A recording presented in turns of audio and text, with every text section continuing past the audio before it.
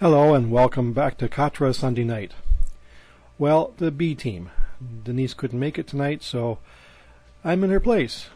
But the good news is there's a good show tonight. Now, it might be a rerun. I haven't been around for the full Katra run, so it's possible. But if it is, it still merits replaying.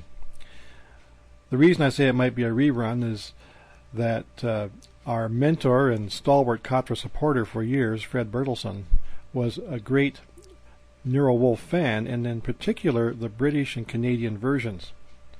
In fact, I think the item I'm playing came from his collection.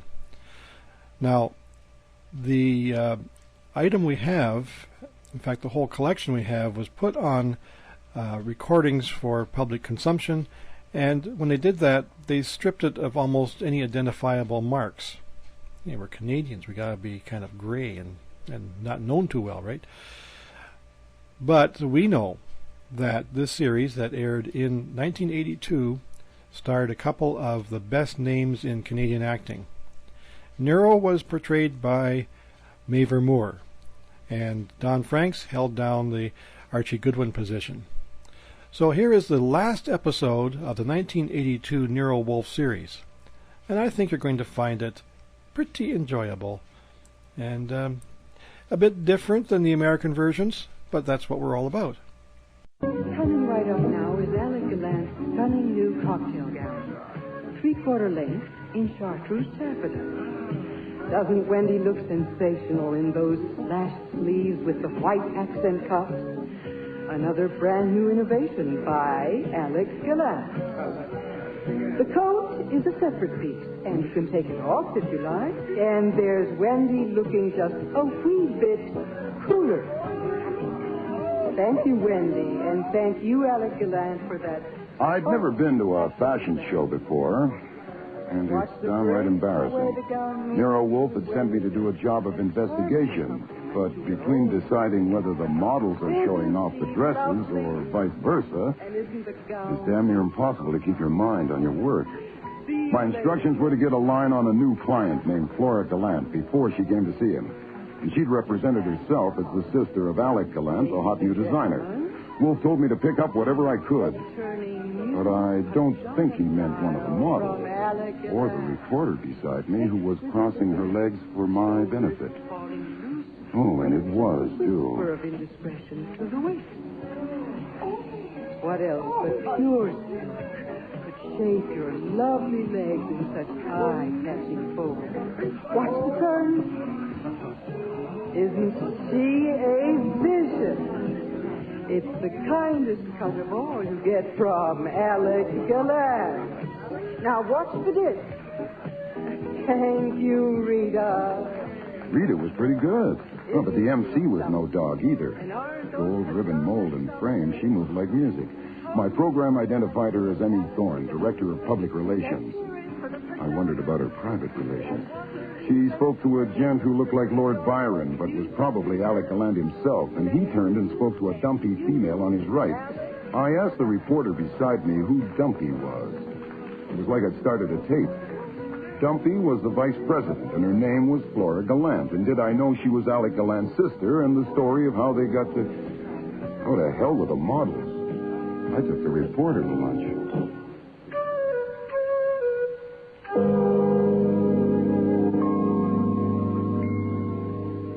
I must apologize for asking such an important man as you, Mr. Wolfe, to give up your valuable time to listen to me and my troubles. I want you to understand. It would take less of my time, Miss Gallant, if you'd simply tell me what your troubles are. Yes, but you see, I do not expect anything for myself. The trouble is about my brother. You know who he is. Yes, Mr. Goodwin here has informed me. An illustrious dressmaker. Oh, he is not merely a dressmaker.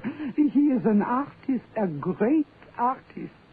It is his trouble, so I must be careful with it. I come to you because I know that although you and Mr. Goodwin are private detectives, you are gentlemen. They are not mutually exclusive, madam. Well, I meant that I know I can trust you. You may. Mr. Goodwin. Right, whatever Mr. Wolfe says. I only work here. Thank you.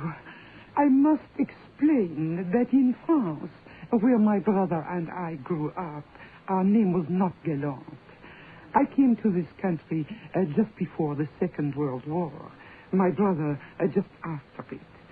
He entered legally under his new name of Gallant, and within 7 years he had made a reputation as a designer. You are not much interested in fashion. Not particularly, but go on. Oh, but of course you are not married and you have no mistress. And feeling the way you do about women, how could We I... were to discuss your problem, I thought. I'm sorry. My brother got financial backing and opened his place on 54th Yes, Street. yes. And since then, it's been one triumph after the other. I know. Please get to the point. Yes, triumph. I will not say I had a hand in them, but I have been trying to help in my little way, and so have many others. But now we get to the trouble. The trouble is a woman called Bianca Voss. Madam, I am not in the habit of accepting cases of romantic entanglement. No, not an affaire d'amour. I am sure of it. Well, that's fortunate. My brother has never married, but he is very healthy about women. I will confide in you that he has une amie intime, a young woman who works in the firm. Bianca Voss cannot attract him in that way. Good. She came first here from Europe a year ago. He expected her, so he must have met her somewhere. I see. He designed things for her, but no bill was ever sent. Then he gave her one of the offices on the 3rd floor, and she started to come in every day. She began to take over, and my brother let her. She has a private telephone, which no one else has. Hires and fires employees and pokes her nose into everything. It sounds as if she owns the business. Perhaps she bought it. No, she has not. If she had a financial interest, why would she be trying to ruin a business that has always made a profit? My brother has the controlling interest, but he seems to be prepared to let her ruin it, and we do not know why. Well, why don't you ask your brother? I have. He will tell me nothing. A month ago, some of the others persuaded me to try to find out where she stands. I decided to come to you, Mr. Wolf. I want you to ruin her. Really? How? By wiggling a finger, madam? No, but you can. She has some hold on him. Find out what it is. If she is blackmailing him, isn't it against the law? Would that not ruin her? It might. It might ruin him, too. Oh, I am trusting you. You would not tell. Only make her stop. I fear, madam, you're biting off more than you can chew. A prolonged investigation here, perhaps abroad, would be laborious and extremely expensive, aside from my fee, which would not be modest, with the outcome highly uncertain. My brother, Mr. Wolf, is a generous man. Yes, but he isn't hiring me. Now, if your brother himself were to consult me, if you brought him in... No, impossible. I told you. But if he were released from her, I assure you, Mr. Wolf, she is a true villain. You are a clever man. You would know it if you saw her or spoke with her. Perhaps. I cannot ask her to come for you to speak to her, but you can. You can tell her you have been asked in confidence to discuss something with her, and she will be afraid not to come, and that alone will show you she has guilty secrets. Well, Here, in this envelope is $100 for you. Nothing. But it will show you that I am in earnest. For one phone call. Worth $16, Mr. Wolf, after your income tax. I know that, Archie. Well, Miss Gallant, where is Miss Voss? At my brother's firm. She always is. Give Mr. Goodwin the phone number. I get it. She may be downstairs. No, use my phone. Mr. Wolf's is for him. Oh, very well. Miss Voss sounds like a difficult customer. I've no idea what she sounds like. I haven't heard her yet. Very funny. Doris, this is Flora. Is Miss Voss around? Oh, I thought she might have come down. No, don't bother. I'll ring her there. Well? She's up in her office. I'll get her.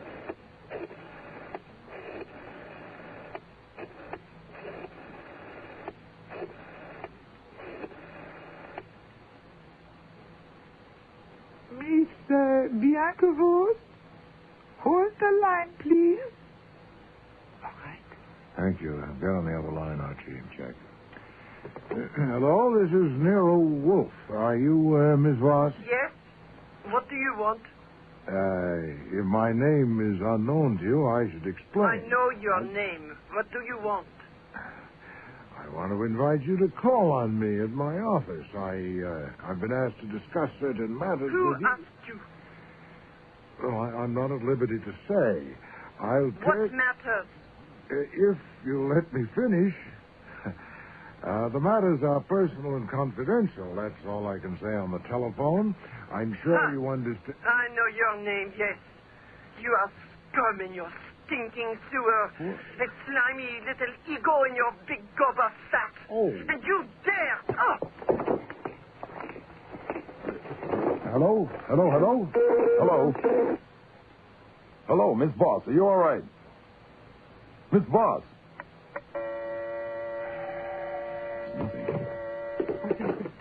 That's interesting. Apparently something fell on her and then hung up the phone. What? What?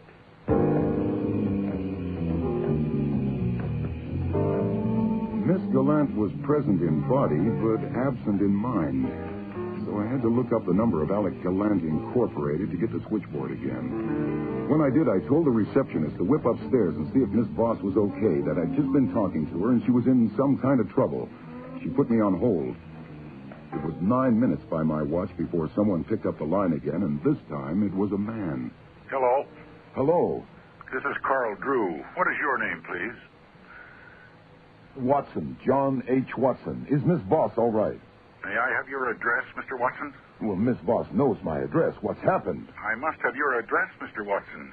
Miss Voss is dead. What? She was assaulted in her office while she was on the phone with you, according to our receptionist. What?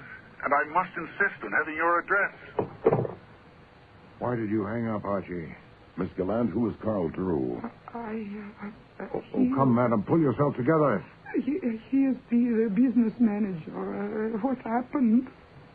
Bianca Voss is dead in her office. Oh. He said she was assaulted, but he didn't say with what or by whom. Well, Miss Gallant, it seems someone else has done your dirty work. Oh, no, it is impossible. I'm only quoting your Carl Drew. But how? Here, Miss Gallant, your money. No. No, take it, confound it, take it back. No.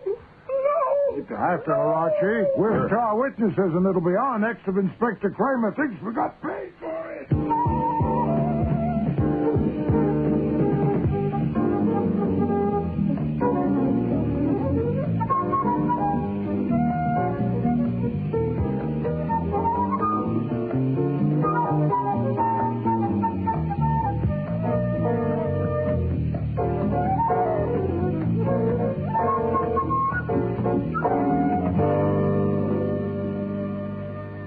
Of course, I appreciate it, Mr. Wolf. Saves me a lot of time and trouble.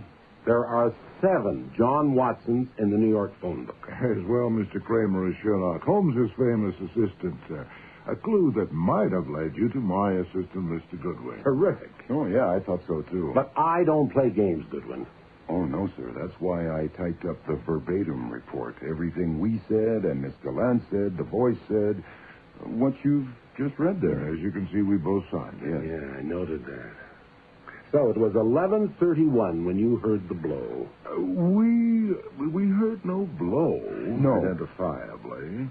Perhaps when you've had a chance to read the report more carefully. Try page 4. Okay. You heard a groan and a crash and rustles, whatever that is. But I'm telling you, there was a blow. She was hit on the back of the head with a chunk of marble, a paperweight. And a scarf was tied around her throat to stop her breathing. But you didn't hear the blow. Not to recognize it as such. No, Inspector. No. Okay.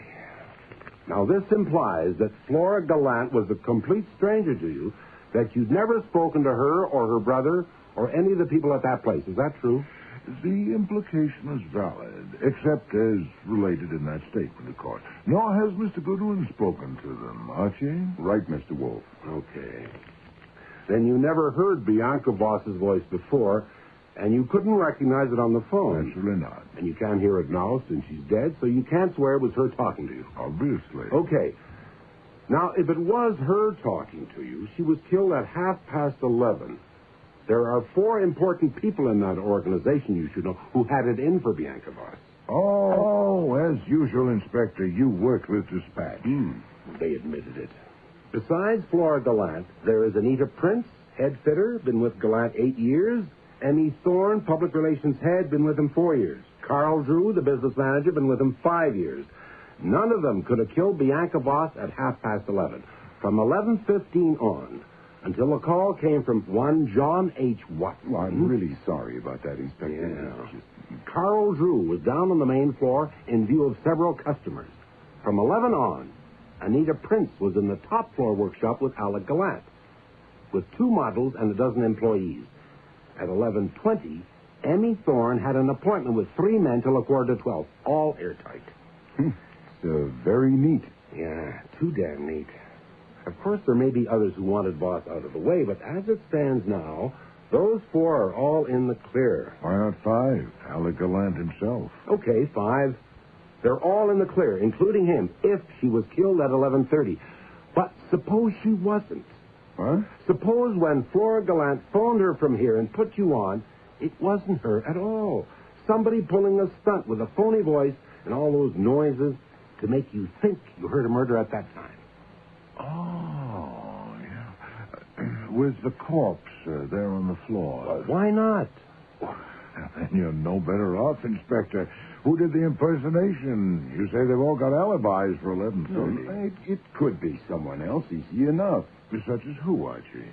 Well, there's lots of women around there. Someone who wouldn't commit murder but might be willing to help cover it up. Whoever did it is an accessory. Don't forget that. Oh, it's very tricky, Mr. Kramer. If Flora Gallant killed her, it must have been planned as carefully as a coup d'etat. She phoned here last week to make an appointment for 11 this morning. She came on time, didn't she, Archie? Right on the dot, sir. Well, then, did she first kill Miss Voss in that lady's office, station some accomplice beside the corpse to answer the phone, then rush down here and maneuver me in a matter of minutes into ringing Miss Voss's number? Am I so simple? That's one thing you aren't, Wolf. Look, I didn't say it was Flora Gallant who killed her. Oh, hell, I know it's tricky. It could have been any of them. I'm bringing it up because you 2 heard those sounds, not me. Ah, you want to know if we're satisfied if those sounds were authentic? Or if they might have been faked. Just maybe. Yes, of course. Right, Archie? Well, we can't really help you, Mr. Kramer. If they were bogus, they were well executed. At the time, hearing them, I had no suspicion they might be flummery. Archie? Oh, I pass. As the report says, they're on page 4. I got it. I read it. It's not what you say, it's what you don't say. Well, my guess is she dragged the phone along as she went down, and it struck the floor. Okay, but were you convinced it was real? Was it happening then? Well, something was sure as hell happening then, and look, a chunk of marble hitting a skull wouldn't make much noise anyway. Besides, if she was killed earlier, couldn't the doctor tell? With blood he might have, but there wasn't any. Well, is that your impression, Archie, then? Huh? That it might, or might not, have been actuality? Well, there is one more thing. I mean, what about the layout? Whoever did it, whenever they did it, they must have left right away, and with all those people around. Oh, the place is a rabbit warren. That's right. A front entrance, a separate door to the offices upstairs, a side door, a back door, 3 different elevators. It's like wide open. As a barn door. I knew you'd say that. Okay. Now let's get down to brass tacks. Mr. Wolf, let's have it in plain language. You thought those sounds you heard were open to question or not?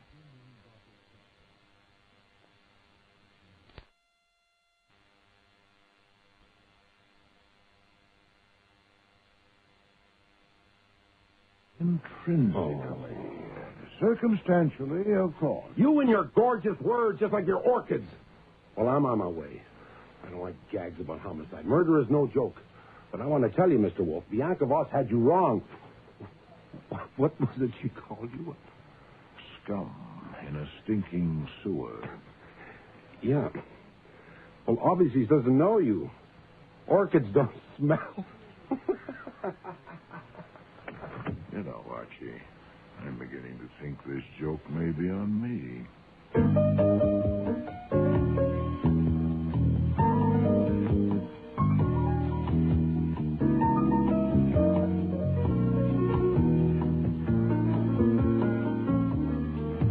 Next morning, I was eating breakfast in the kitchen with the Times propped up in front of me, reading about the Bianca Voss murder. It included mention of John H. Watson, but never identified him as yours truly. Kramer was obviously playing it close to his well-stuffed vest. But just as Fritz served the Eggs Benedict, I saw another item on page 1. Coffee with the eggs, Archie? Yeah, thanks. Fritz, you ever see an actress named Sarah Yair? What movies has she been in? Oh, no, she was too good for the movies. She was a stage actress. Oh, well then. I saw her 3 times in Strange Interlude. She was fantastic. Only time I ever wrote a fan letter was to her. Last night, Sarah Yair committed suicide. Was it a gun or poison? Cyanide in a glass of bourbon. Terrible. Unless it was very bad bourbon, how could she take it? She was an alcoholic, Fritz. She'll drink anything. What a way to go, eh? Was it at home, Archie, or somewhere else? Huh? I always feel better when they do it at home.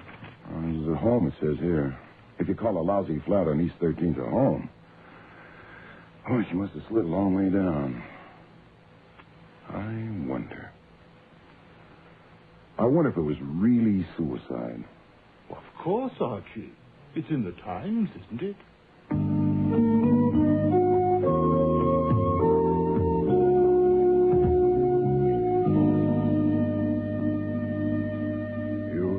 Times this morning, Archie. Yes, sir. I'm sorry I let you get to the office before me, but you're early. What's the emergency? Oh, no emergency. But you can't... How'd you get that phone book? Walked over to your desk, lifted it up, walked back to my own, and sat down. I knew no other way. Well, why didn't you wait for me? Because I needed to know a number. Oh, can't I get it? No. I have instructions. You will go to Alec Gallant Incorporated on 54th Street and speak with Mr. Gallant, his sister Flora, Miss Prince, Miss Thorne, and Mr. Drew, separately if possible. Now? Now. You will tell each of them that I've engaged you to make inquiries about Miss Sarah Yair. Sarah Yair? And that I shall be grateful for any information they may be able and willing to furnish. I'd like to see any communications they've received from her in, say, the past month. Oh, don't raise one eyebrow like that. You know it disconcerts me. I've never seen you disconcerted yet. And what do I say when they ask me who engaged you to work for Miss Yair? Everybody knows the lady's dead. That you don't know. You're merely following my instructions. Uh-huh. If I ask you who engaged you, what do you say? I tell you the truth. I have engaged myself. I think I may have been hoodwinked by a very skillful actress, and I intend to find out. You mean Sarah? You may be fishing where there are no fish. They may all say they've never had any association with Sarah Yair, and they may be telling the truth or they may not. If any of them acknowledge knowing her, try to find out the degree of intimacy, but don't labor it. I can wait until we bait a hook. All I want to know now is, are there any fish in that particular pond? Okay. I'll look up that number for you. No, you will not. I can at least read. Get out.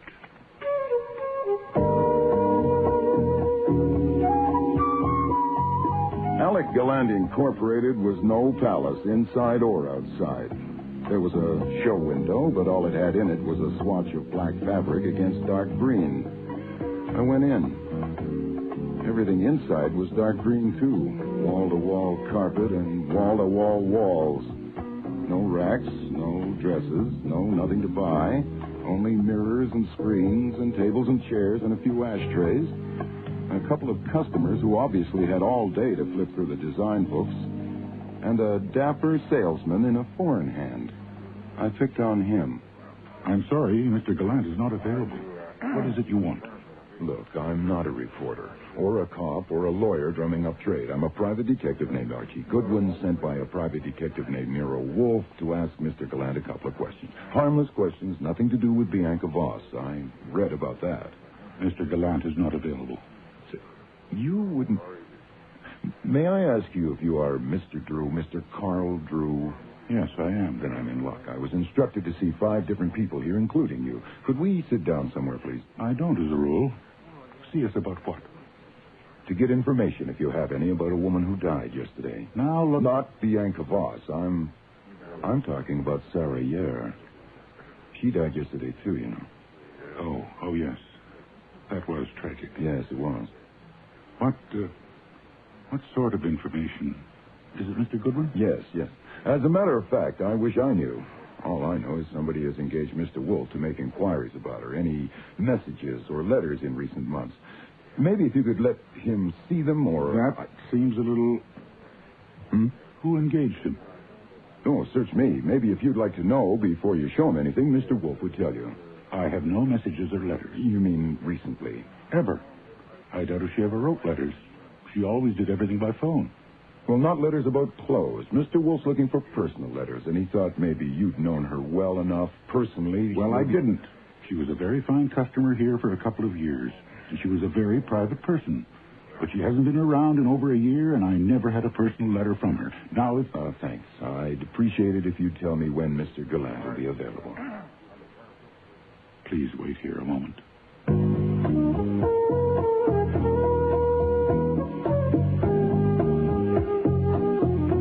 So, that was one fish. I had to resist the temptation not to play him on the line, but Wolf had said not to labor it, and I only disobey him when I know better. Carl Drew made a phone call and came back. Mr. Gallant is in his office with Miss Prince, and we'll let you have 5 minutes, Mr. Goodwin. This way, please. Another fish. I'm sure Drew must have told Gallant what my line was, or why did I even wait 5 seconds? By the time I got through the pin-up paradise on the second floor, nudes to the right of me, nudes to the left of me, I understood the way designers have to master subjects like the female anatomy. The insight was so blinding that I didn't notice until Carl Drew had left that I was in the presence of Lord Byron himself, with Mona Lisa in tweeds perched on the table beside him. Now, Mr. Goodwin. Mr. Goodwin, what is all this about Sarah Yer? Just a couple of questions, Mr. Gallant, and thank you for seeing me. And you too, Miss Prince. Please, let us skip the hors d'oeuvres. Check. I suppose Mr. Drew explained to you He about... said the detective Nero Wolf is making an inquiry and sent you. That's all. That's right, Miss Prince. What are you smiling at? She can't help it. She smiles at life. Very well. An inquiry about what? How Miss Yer died? I don't think so, Mr. Gallant, but I'm just an errand boy on this trip. I'm to ask you if you got any messages or letters from her in the past month or so, and if you'll let Mr. Wolf see them. My God, this is too much. What? A woman was assassinated here yesterday. Don't you know that? Yes. Of course you do. And after that calamity comes another, as always. The death of my old and valued friend, Miss Yer. In mold and frame, she was perfection. In movement as music. In friendship, completely pure. I never had a letter from her. Send them away, Anita. You gave him 5 minutes, Alec, and he's only had 2. Thank you. Mr. Goodwin, who has hired Mr. Wolf? Well, search me. He'll probably tell you if you have any of what he wants. I had no letters. I had no personal relations with Miss Yer. Mr. Gallant preferred to get her himself. Oh. It seems odd that Nero Wolf should be starting an inquiry immediately after her death, or did he start it before? Well, first I knew he gave me this errand this morning. Well, this noon. You don't know much, do you? No, I just take orders. But you do know that Sarah Yer committed suicide. Name of God, must you? Send him away. She didn't need to send me. I went. Because Gallant had picked up a marble ashtray and was about to send it at my head. In fact, I ran down the hall until I was stopped by the sound of a voice I recalled from a fashion show coming from an open office. It was Emmy Thorne, the MC, doing her PR work. I decided to investigate and had stepped in before I noticed the room's other occupant. Good one, for the love of God. Hello, Sergeant. You. Well, what? Sightseeing? Rubbernecking? The scene of the crime? Oh, just morbid Stebbins like you homicide types. Compulsion neurosis. Is this the place? What do you think? I think that's the desk and the telephone. And that's where the dead body lay. And the live one is Miss Emmy Thorne. How do, Miss Thorne? Who did you say he was, Sergeant? A pain in the drain. What have you got to do with this, Goodwin? Actually, Sergeant, this is one homicide I have no finger in. I'm here on a fishing trip, Miss Thorne. I'm Archie Goodwin of Nero Wolf's office. May I have a word with you? No, wait a damn minute, It's all right, Sergeant. I'm expecting him. He's the one Mr. Drew told me about. Sure, Mr. Goodwin.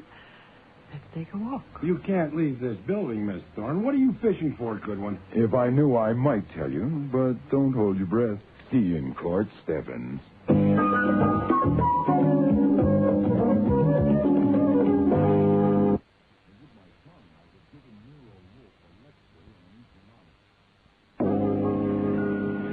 I appreciate your taking the time, Miss Thorne.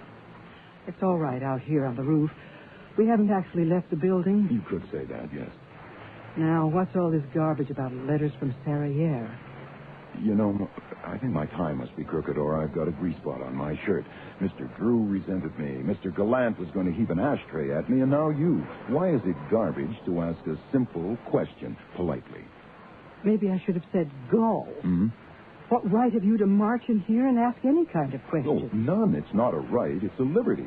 I have no right to ask you to have dinner with me this evening, which might not be a bad idea, but I'm at liberty to. And you're at liberty to tell me to go climb a tree, and I'm at liberty to go climb a pole instead. So, have you any letters from Sarah Yare? Lord, I didn't think I'd last for a year. What? This mess, what happened here yesterday, and then Sarah. No, I have no letters from her. You don't have to go climb a tree. Oh, thanks. What else? Nothing, unless you know of something. You know of anyone who might have letters? I don't. Of course, I'm curious, if you want to call it that. I was very fond of Sarah. And this, coming after all her trouble, naturally, I'm wondering who got Nero Wolf to send you here. Right. Well, thanks, Miss Thorne. Oh, and by the way, I'm glad I don't have to climb a tree or a pole. Well, perhaps when all this is over. Yes. Yeah, that might be fun. Well, let's go back downstairs, shall we?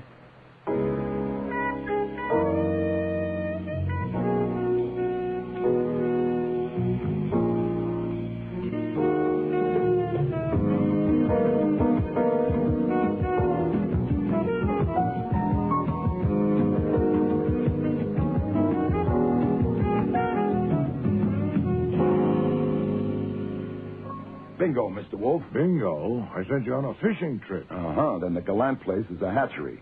Sarah Yare bought all her clothes there. They all knew her, and it seems they all loved her. Including Flora Gallant? Now, she wasn't there. My guess she's down at the DA's office. Very well. That settles it. You will now go at No, once to... Mr. Wolf, that doesn't settle it. Not for me. What is this, Archie? Insubordination? I don't care what you call it. It was bad enough me going up there without knowing the score, playing dumber than I am because you sent me out on a limb in the dark. Before I do any more climbing, I want some light. Why did you pick on Sarah Yare? You never go to the theater because they don't make seats big enough. That is unworthy of you, Archie. And while I'm on the subject of your mobility, what was so important about that phone book this morning that for the first time in your life you actually crossed the room to my desk and hefted it back to your own? I want to know. All right. Thank you. This morning I told you I thought it possible that the performance here yesterday, getting us on the phone just in time to hear a murder committed, was flummery, designed to hoodwink me. Yeah, sure. Even Kramer thought that, and we had to ballet dance our way out of it. So we did. But Kramer's theory that Bianca Voss had been killed earlier and that another woman, not the murderer, was standing beside the corpse waiting for a phone call was patently ridiculous. With all those people around, anyone could have opened the door and stepped in. But if she wasn't killed at the time we heard those sounds, she must have been killed earlier. Because I phoned right after and had someone sent up to her office. Precisely. Therefore, Archie, the sounds did not come from there. Well, then where the hell did they come from? Miss Gallant did not dial that number. What? She dialed the number of some other person she'd persuaded to perform that hocus-pocus. Clear? When did you figure that out? I had come to that conclusion before I went to bed last night, and I found it intolerable. I will not be mistaken for a jackass. No. So you read the item about Sarah Yare at breakfast? Initially only because you, as a theatrical connoisseur, had once told me you considered her outstanding in her profession. Yeah, she was. Then I went on to read that she'd recently been in distress, and also that she had died rather conveniently. So I came down to the office, looked her up in the phone book, and after you left, dialed her number. Here it is. Algonquin 91847. Well, what did you do that for? She was dead. I didn't lift the receiver. I merely dialed it to hear it. You and I, Archie, are trained to observe and to register. Right. Close your eyes and listen. Take your ears back to yesterday when Miss Gallant was at your phone dialing. Not the first number she dialed. You dialed that later yourself. But the second one. When, according to her, she was dialing the direct line to Bianca Voss's office. Now, listen. Okay. Compare.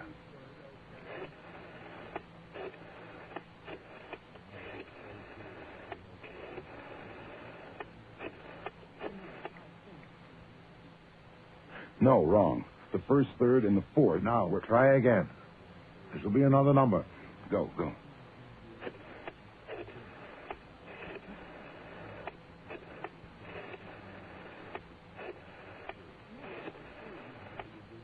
I think that's it.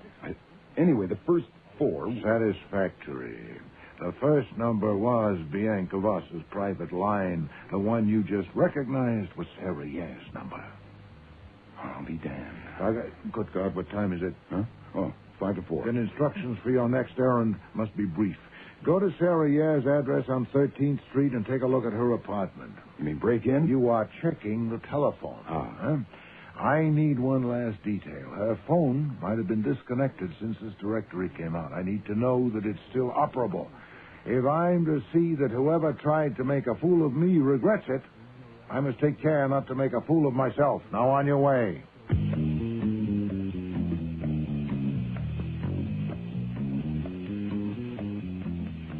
I won't describe the place. It was too painful. It was a hell of a dump, even for a down-and-outer. But the phone was there, and it was working. I dialed home to make sure. Fritz? Is that you, Archie? Yeah, it's me. Tell Mr. Wolf the phone works, and I'll be home in 15 minutes. I can't just now. He's got Inspector Kramer in the office. Kramer's there? Came 10 minutes ago. They're having a terrible argument. I'll be there in 5.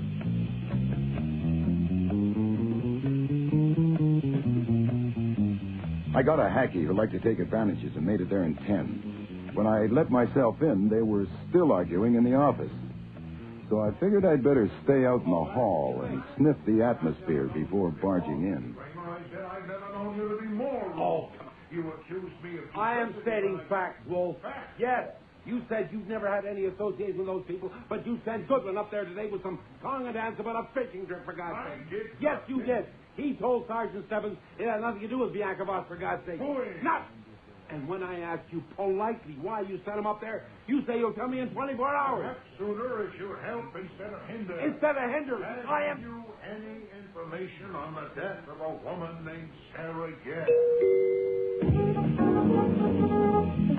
When the doorbell rang, I was still out in the hall eavesdropping, so I about-faced and looked through the one-way glass in the front door. The whole mob was there. Gallant, his sister Flora, Carl Drew, Anita Prince, and Emmy Thorne, the girl whose walk was music. Fritz appeared from the kitchen to answer it, but I grabbed him and marched him into the office with me. Archie? What? Was that you ringing the bell? No, sir, but I'm bringing the message. First, the connection you inquired about is operational. Second, 5 fish in the net are worth 10 in the sea. All right. What gobbledygook is that? Message received.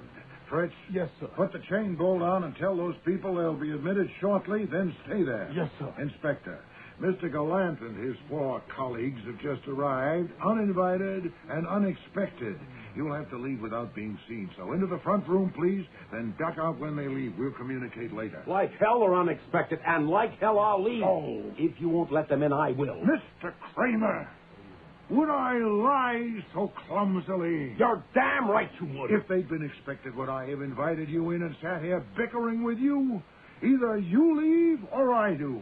Admit them, and you'll have them to yourself, and I wish you luck. You think I'm going to sneak out and sit in your goddamn stoop until you whistle? No. No, that would be unseemly, wouldn't it? Very well. Get behind the waterfall. The what? That picture. You've hidden behind it at least once before and seen and heard all that went on through the spy hole, but you must not disclose yourself until I invite you to do so. Well, Inspector, they're waiting. Are they waiting for you or for me? Okay, Wolf, we'll try it your way. All right, Archie. Show them the way to the spy hole and then bring them in.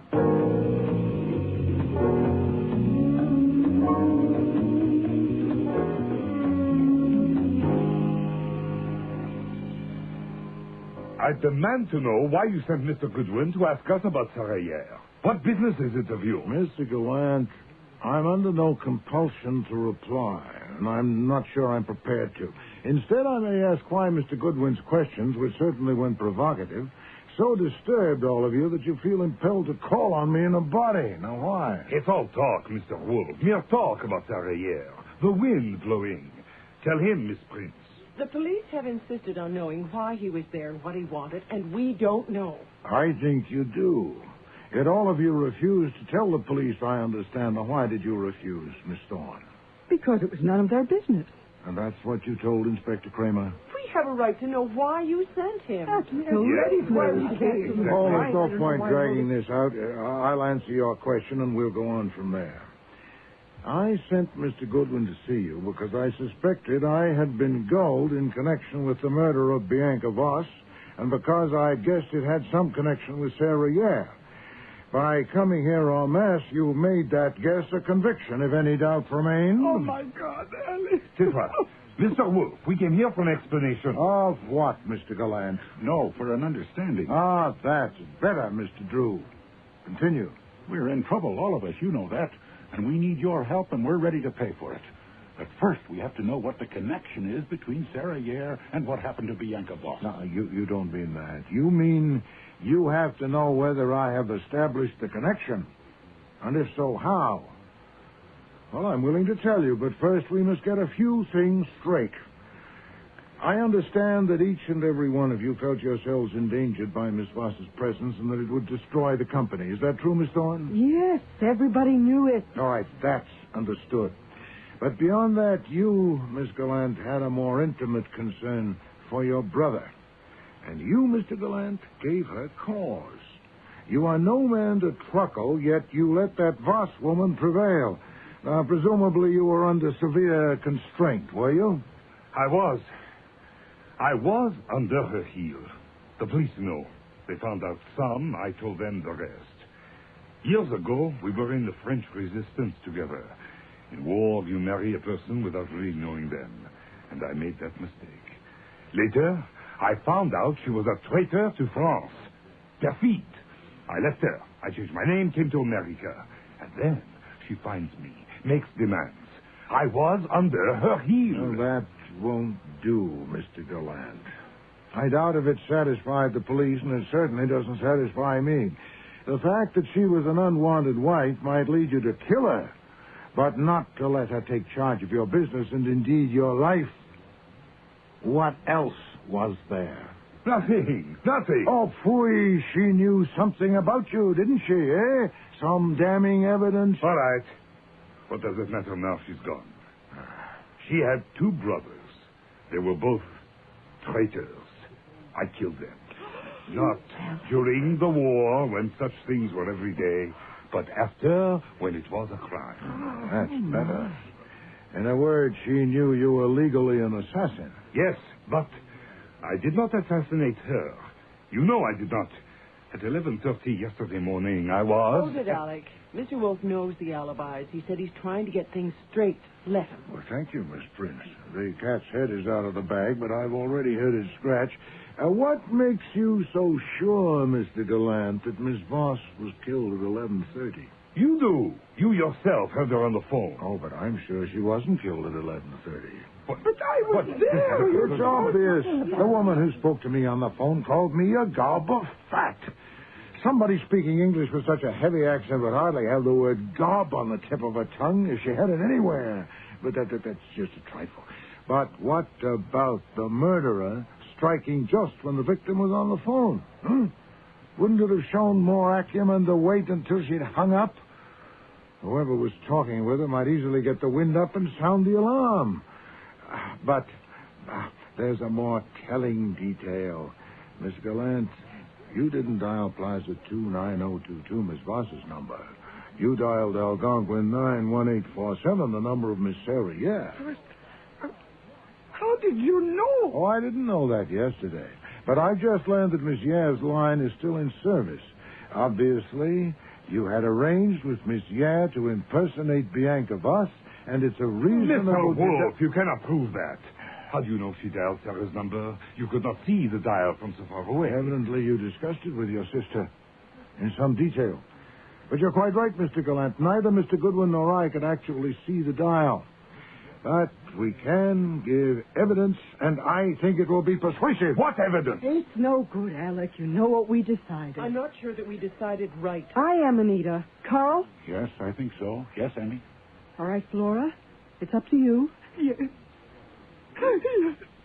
I agree. My God. All right. Mr. Wolf, we'll pay you to help us. My sister is innocent, and she must not suffer. She was stupid, but she is innocent. She did arrange that exhibition with Sarah, but only Mr. Wolf to move you, to make you hate Bianca Voss so much that you would undertake the case. Take it for what my sister could afford to pay. When she told me, I knew it was unforgivably stupid, but it was not criminal. She must not suffer. All right. Miss Gallant, you heard your brother. Is that true? I agree with you, sir, that your sister was stupid, but you are not the one to proclaim it. Miss Yair's performance went beyond abusing me, sir. She enacted a whole melodrama of violent attack and then hung up the phone. That's something corpses do not usually do. Was that her idea? Your sister's stupidity can bow to yours if you expected me to overlook that detail, or worse, missed it yourself. I'm not stupid, Mr. Wolf. Devious, then, beyond my experience. Devious? What is that? Oh, rusé, subtil. Never. Suppose, only to suppose, she arranged that comedy too. Suppose even that she killed Bianca. Was that a crime? No. Voss was an evil woman. And for ending her villainy, you would crucify my sisters? You know about Sarah Yair, but the police do not. By your word, they can believe Voss died while my sister was here with you. I will pay you. It will be a great service from you. It deserves payment. I will trust you. I will pay you now. Oh, no, you will not. Can I not appeal to your charity? Yes, but not to my cupidity. I will accept no money from someone who at the same moment robs me of my self-esteem. I will not permit a murderer to take me for a simpleton. Now, let us grant that Bianca Voss deserved to die. She was not the only casualty of this sordid affair. Was Sarah Yair also a perfidious woman? But she killed herself. No, she didn't. You suggest she was so depressed by the quality of her telephone performance that she forthwith downed a glass of liquor impregnated with cyanide? She spoke with me in the role of Bianca Voss at 11:30 and was discovered dead at 2 o'clock. The person who killed Bianca Voss before 11:30 arranged with Sarah Yair to enact that comedy, as you call it, and later went to her apartment and killed her. So if you ask... No, that is totally impossible. My sister loved Sarah. She could not kill her. It was stupid. You came here believing she killed Bianca Voss. That was stupid, if you like. She didn't. What does it mean? What's this, Mr. Wolf? What is this? A game? Oh, no, Miss Thorne. As a certain policeman said to me yesterday, murder is no joke. Miss Gallant, there is much against you. Then how did you know I didn't kill her? Oh, you told me yourself. If you had devised that elaborate humbug, certainly you would have planned how to react at the moment of crisis. Alarm, shock, perhaps even a swoon. But do you remember what happened? When Mr. Goodwin told us what Mr. Drew had told him, you said, in obvious bewilderment, you said, "But how?" And then repeated it, "But how?" Now, if you'd known how you did murder Bianca Voss, you'd have had to be a Shakespeare to invent so simple a line and a Bernhardt to deliver it. But, according to your brother, you're little more than stupid. Tais-toi, chérie. Je sais. But if you are innocent, someone else is guilty. The arrangement you had made with Sarah Yare to impersonate Bianca Voss was discovered by someone else. Perhaps overheard when you told your brother about it. That someone then persuaded her to add a gruesome climax not in your script, which was only intended to insult me and gain my interest. That someone else killed Bianca Voss. And to make sure her alibi was invulnerable, this someone went to Sarah Yare's apartment and poisoned her with cyanide in a glass of whiskey. Who is this someone? Now, all that was done before 2 o'clock. You, Miss Gallant, according to my friend Inspector Kramer, arrived at your brother's place only 15 minutes after I know you'd left here. You had no time for a detour to 13th Street. I wanted to go to see what had happened, It's but a good thing you didn't, madam. I also learned from Mr. Kramer that you, Mr. Gallant, you, Mr. Drew, and you too, Miss Prince, were under constant surveillance from the time the police arrived. And that leaves you, Miss Thorne. Leaves me where, Mr. Wolf? You were with 3 men in an office downtown from 11:20 until 11:45. So I have 3 witnesses. Yes, but according to the police, you arrived at Alec Gallant Incorporated shortly before 3 o'clock. You may be able to account for the interim period. You want to try? It can't be, Alec. How could you? I don't have to try. I don't like your games, Mr. Wolf, and I don't think I'll play. I didn't think you would. I won't be playing either, actually. The rest is up to Inspector Kramer, who's been following the moves and may now tell... Grab her, Archie! Don't climb a tree. Okay, Goodwin, I'll take over. Thank you, Mr. Kramer. No, let me talk to her. Emmy, I have loved you. You killed Sarah? Yes, I killed her. Then you heard us that day. You heard me tell Flora. You found out I was already married to you. Yes, I heard you. And you knew I couldn't marry you, so you killed her. She was killing you. I did something about it. I understand. Because I loved you. And maybe you killed her because you loved me. But then, you killed Sarah. Why? You don't understand a thing, do you? And worse, when I tell you and the others what my sister has done, you accept it. You allow us to accept it that my sister has killed Bianca. Look at me. I am looking at you, Alec. What am I supposed to see? I don't think you could ever love anyone but yourself. My mistake. All right, Inspector Kramer, she's all yours. Take it easy, Miss Thorne. We're going for a walk.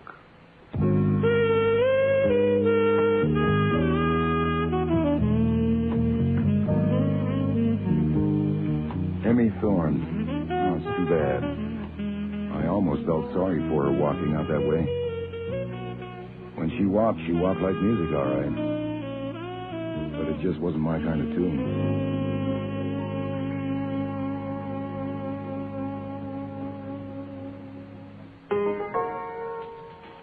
Detective Sherlock Holmes. And on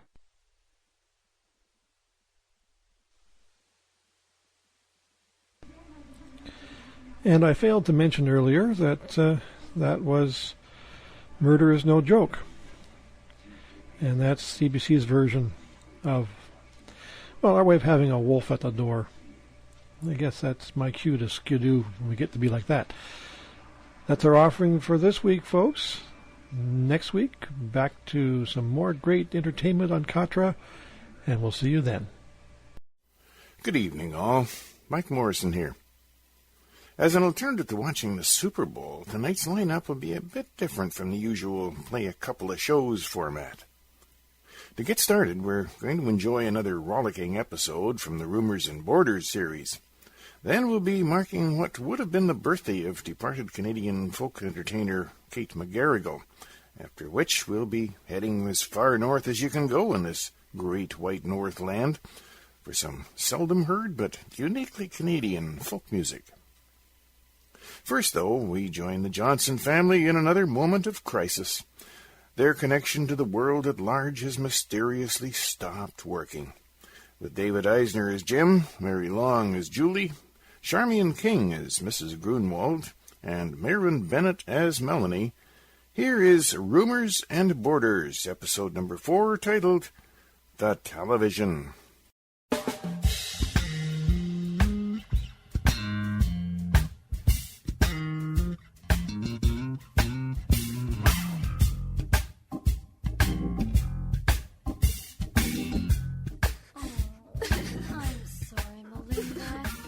I know it's difficult. But, Mom, I just don't get it.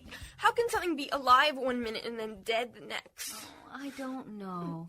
It's something we just don't understand. Melinda, you're just going to have to learn to let go. But I can't. Julie, I'll be right back. Yes, we'll be fine. How's it going in there, Mr. Johnson? Oh, not well, Mrs. Grunwald. Melinda's taking it hard. Poor kid. Yeah, it's the sense of sudden loss, I think. So how old was the television set, Mr. Johnson? Just 3 years. And then to pack it in like that, I'm mad. What kind was it? A Yamaguchi. Oh, they're supposed to be pretty good. Ha! Supposed to be. Well, I remember back to the days when foreigners took some pride in their work. Yeah, well, I got to do something. We can't have Melinda carrying on like that indefinitely. Oh, don't worry about the kid, Mr. Johnson. What she's going through is very predictable. It follows a definite pattern. No, Melinda. Maybe it's not broken after all. Maybe if I turn it on, it'll start. I'm going to go see. Right now, she's in denial.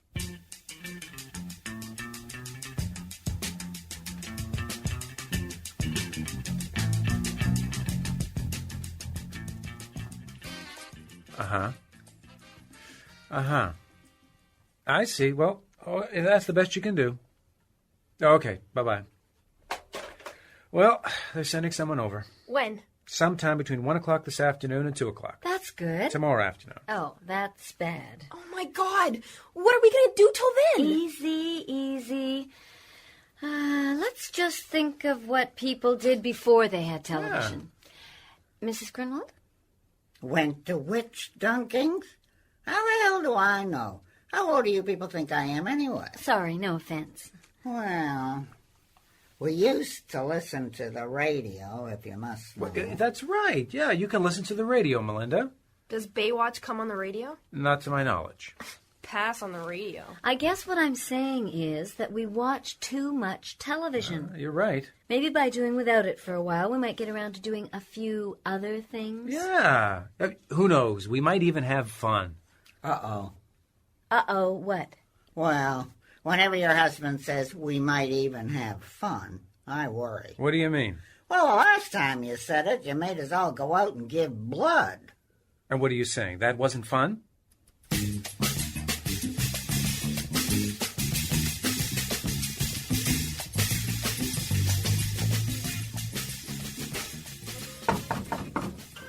Who is it? It's me, Mrs. Grunwald.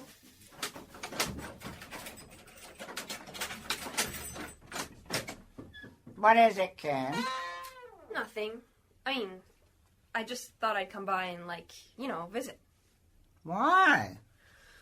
Oh, I don't know. Well, perhaps it's my curmudgeonly nature that draws you. I don't know, maybe. Perhaps it's my grandmotherly advice you seek out. Yeah, I guess. Or perhaps it's my 19-inch black-striped flat-screen stereo television that's grabbed your attention. You have a TV? I'll get in here. Thanks.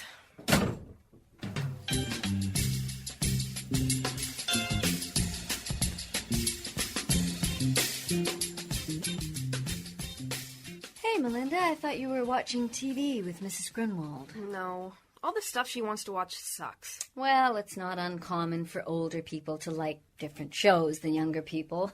Matlock, Murder, She Wrote. Yeah, but American Gladiators? You know, I might have the solution to your entertainment quandary. Yeah, I doubt that. It's pretty radical. I doubt that, too. Give him a chance, Melinda. What then? A book. What about it? You could read one. What book? Well, now, glad you asked. This book. Perhaps one of the greatest novels ever written. David Copperfield by Charles Dickens. As if. Melinda, you don't even know what it's about. Yeah, and it's really good, too. Look, it takes place in England a long time ago, and it's about this guy. And his mother dies, and he's really young, and he meets all these amazing characters. I know what it's about. You do? Sure. He learns to do a bunch of tricks, and he goes to Las Vegas, and once he made this whole elephant disappear. Pardon? Sure, we saw him on TV. Well, that's when we still had a TV. Not that David Copperfield. I'm not reading about some dorky magician. Magic sucks.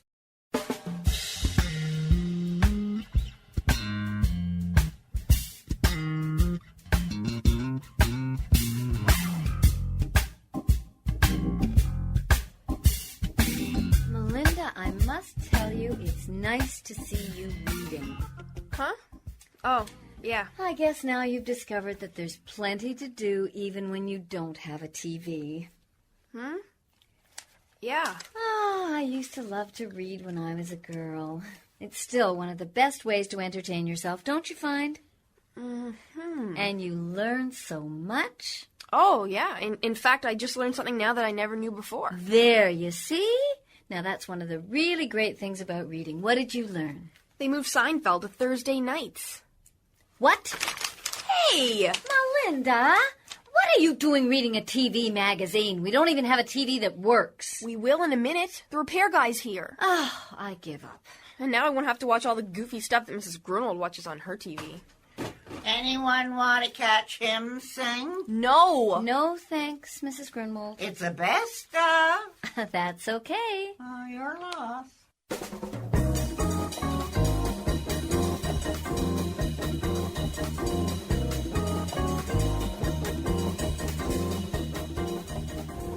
You know, in the 3 years we've had this set, absolutely nothing has gone wrong with it. Really? Well, that's too bad, sir. Too bad? Because it would have been covered by this warranty of yours that expired 2 months ago. Oh, you're kidding. So, if you want me to go any further, I'll need your consent. Oh, well, I don't know. I mean, well, it's obviously broken. Someone's got to fix it. What do you think? Oh, no, sir. We're not allowed to express an opinion. Yeah, but you must have one. Yes, sir, I do. Well? Sorry, sir, it's private. Oh, jeez. I don't know. You're already here. All right, you go ahead. Excellent decision, sir. That was your opinion? Oh, yes, sir. Well, let's have a look and see in here. Uh-huh. Uh-huh. Uh-huh. Uh-huh. Uh-huh. Uh-huh? Uh-huh. Uh-huh. See, you've got the KCV 2769. Oh, that's the thing I have. That's what I got. I had a lot of trouble with these. What sort of trouble? Well, a lot of little things. Of course, they got them all ironed out in the next model, the 2770. Now, that's a beautiful machine. Oh, good. So, tell me what happened. Well, actually, what was... just a second. Melinda! What? Is it fixed? Can I watch it? Easy, settle. No, it's not fixed.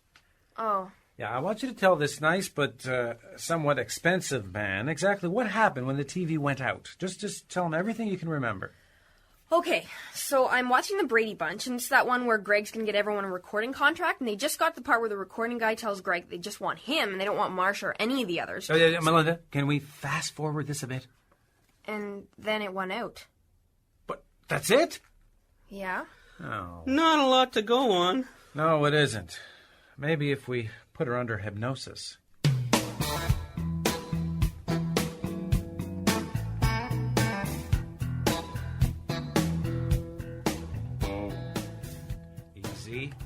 Easy. Watch the wall. Watch it. I see it. Okay. Stop! What are you doing? Where are you going with that? Melinda, get out of the way. Sir, it's kind of hard to hold up this Sit with your daughter sprawled across it. Melinda, get off the television. Leave the man alone. Julie! What? What is up? Melinda! They're taking the TV away. It's going away because it's broken. When it's fixed, it'll come back. Oh, well, that's what you said about the toaster. We never saw that again, and now we don't have a toaster, and pretty soon we won't have a TV either. Oh, yes, the toaster. I like to think it's resting in some cool, dark, quiet place. Some landfill, possibly. Sir, please. Melinda, get off the television. Ow! Let me go! Hey, What are you get her. doing? That's physical abuse. Yeah, you bet it is. Come here. Melinda, you get control of yourself. But if he takes that away, we won't have any television at all, and then what do we do? Well, I suppose we could look into getting a loaner. Do you people do that? Sometimes I could check. No, Huh? absolutely not. We do not need a loaner or anything else. But, Mom! It is quite clear to me that someone here has become obsessed with television. I resent that insinuation, Mrs. Oh, you mean the kid? Yeah, I'll say she is. Okay, I'm warning you. You are warning us? Yeah. If that TV goes out that door and you don't get a replacement, well, then so do I. I'll walk out that door and you'll never see me again, ever. Well? Sir, what do you want me to do? What, are you crazy? Get that thing out of here now. How often do we get a chance like this?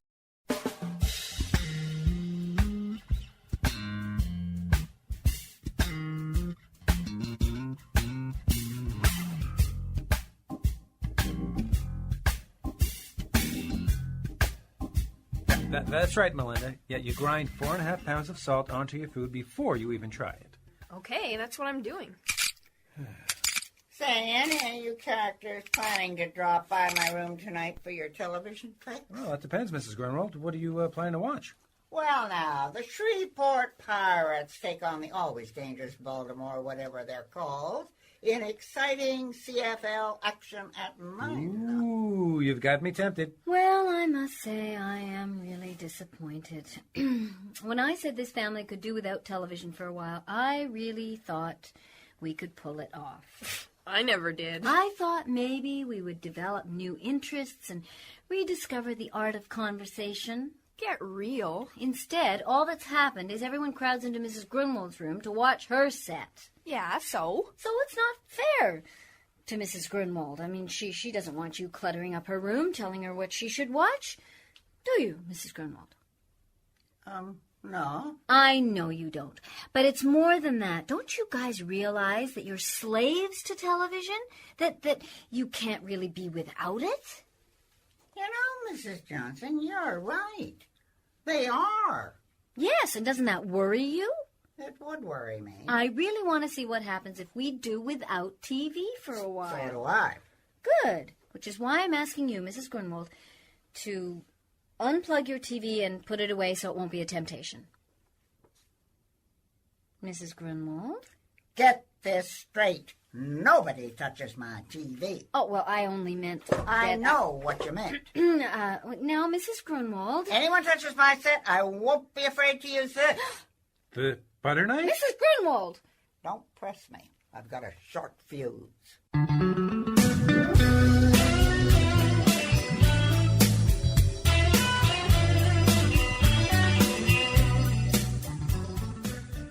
Yeah, Jimmy, it's pretty cool. And there's this one part where there's this chick, and she's supposed to be getting married to this one guy, but you can tell she really wants to get it on with this other guy, so she, takes off with the other guy, only he dumps her, and she turns into a hooker. It was excellent. Yeah, totally. Anyway, I gotta go. Bye. Melinda? What? I thought it was agreed that you weren't going to watch television. I haven't! I swear to God, you can torture me if you want. I'll take a rain check on that. Then what was that horrible-sounding show you were talking to Janine about? That wasn't a show, it was a book. A book? Well, duh. The one he gave me. What, David Copperfield? Holy cow, she's right. That is David Copperfield. You're actually reading David Copperfield? Why not? There's nothing else to do around this boring dump. Oh, Melinda, what a lovely thing to hear. I'm so proud of you. All right, already. Don't make a big thing out of it. How did you like David Copperfield? It doesn't suck. Yes, I believe it has that reputation. Melinda, I can't tell you how I know. Don't make a big thing out of it. Melinda, if you like David Copperfield, that Dickens guy wrote a few other novels. Oliver Twist is a real classic. Oh, and then there's Great Expectations. Oh, you know the book I used to love? Heidi. I bet you'd like it too, Melinda. Yeah, that's right. It wouldn't have to be just Dickens. You know what else I used to love? Hey. What? Don't push it.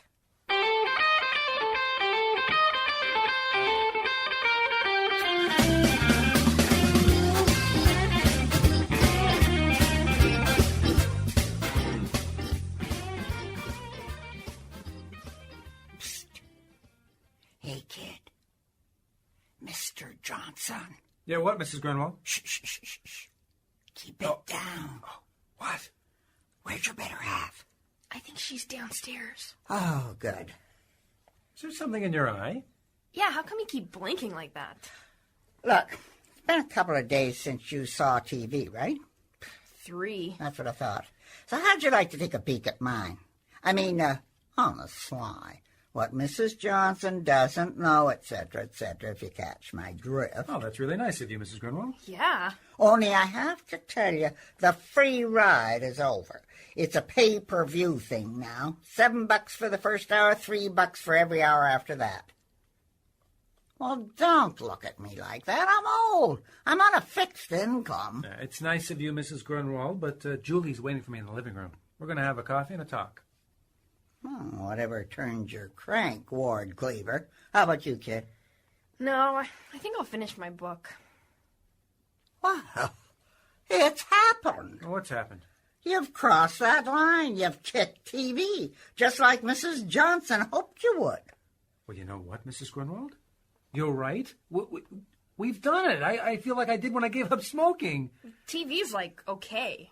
I just don't have to watch it all the time. Hey, this is great. We've gone cold turkey. We're television free. That's right. You are. Oh, I almost forgot. You know that guy who's fixing your set called? Yeah. Apparently the whole thing's blown. What? Well, he says it's all shot to hell. No point in fixing it. He can give you a few bucks for some of the parts, but... Oh, I don't believe it. We have no TV at all? It's gone? The TV's gone? You lied to me. You said it would come back, but it didn't. Oh, I hate you. Hey, come on, you two. Take it easy. I'm kidding. What? I'm kidding. What? Oh. Right, I knew that. Yeah, so did I. Just testing.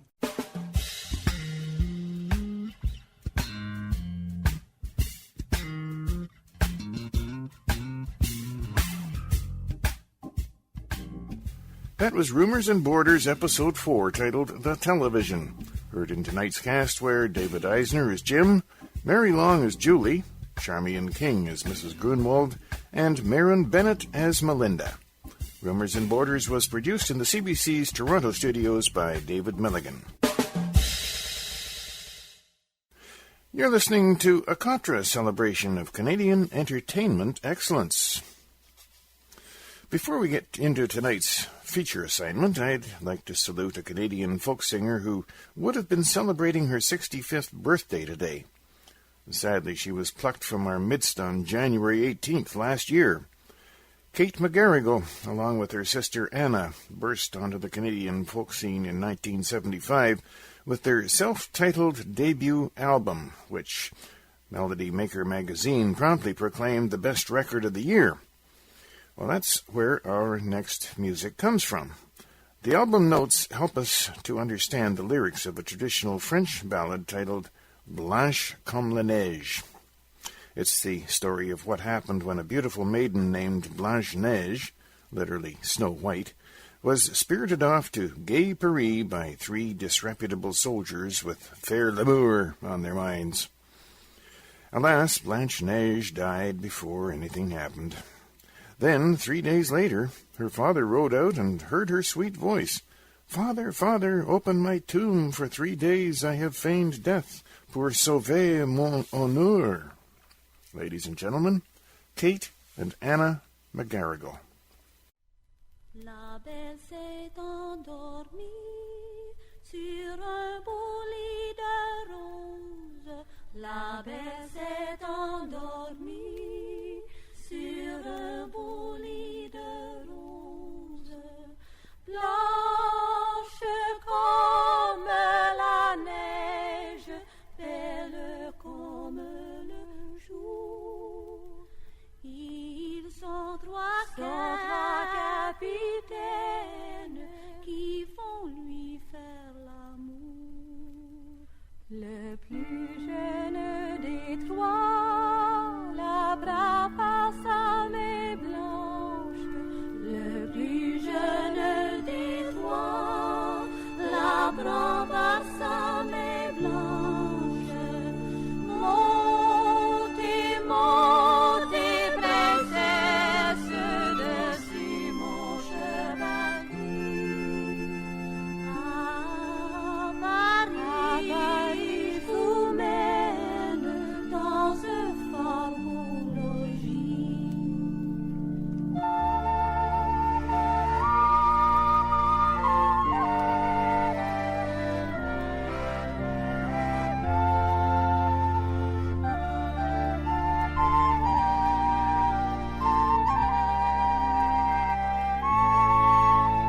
Finissant ce discours, le capitaine rentre. Finissant ce discours, le capitaine rentre.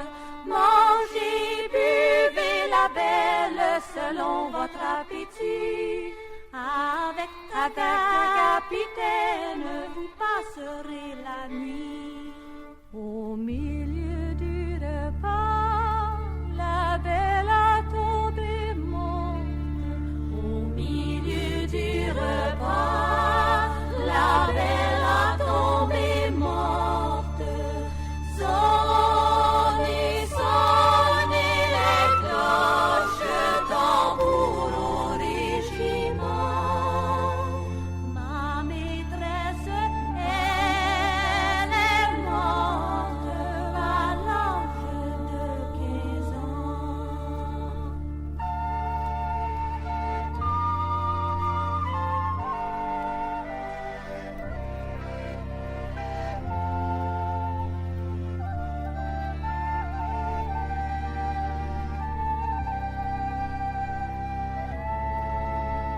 Mais au bout de 3 jours, son père s'y promène. Mais au bout de 3 jours, son père s'y promène. Ouvrez, ouvrez ma tombe, mon père, si vous m'aimez. 3 jours j'ai fait la morte pour mon honneur gardé.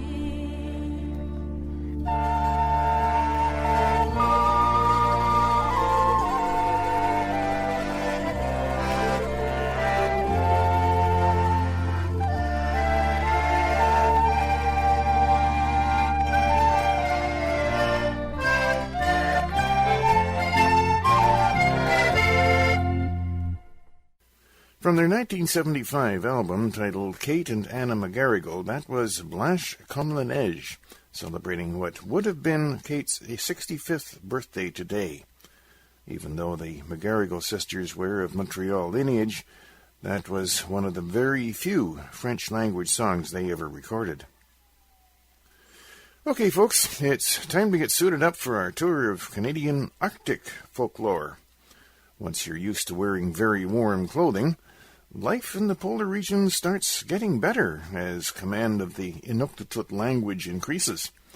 Our first challenge is to learn a very important word heard all over the territories.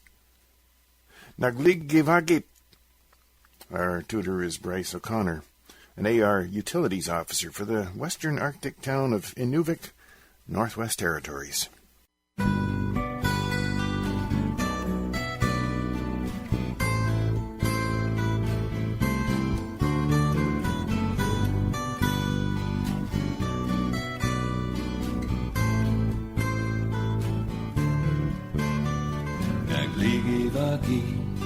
She said to me in a whisper, I believe her.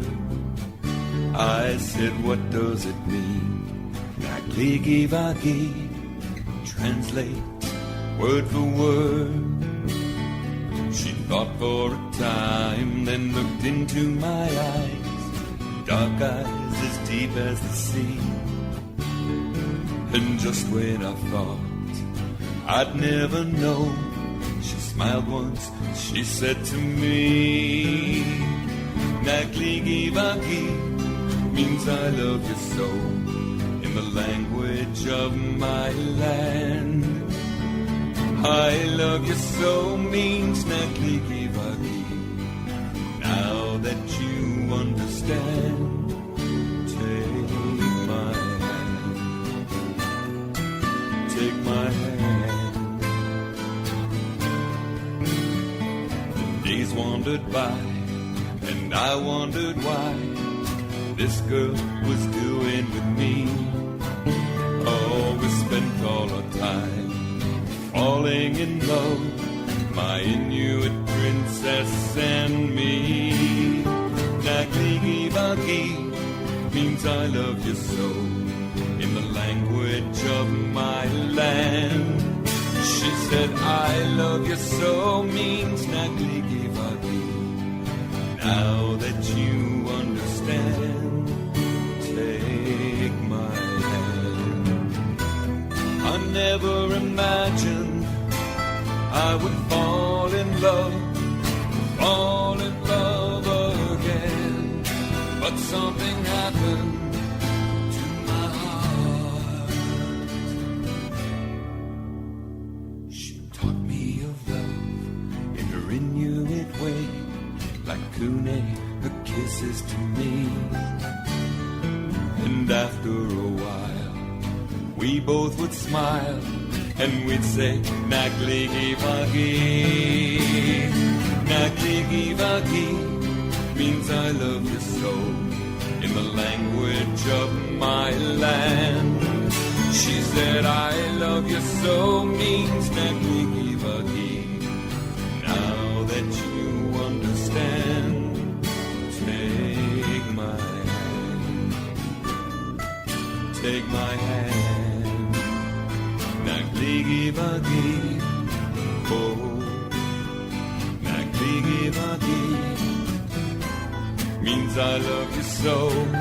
Oh, Nagligi-vagi, Nagligi-vagi means I love you so. I love you so. Nagligi-vagi, Nagligi-vagi means I love you so. Nagligi-vagi.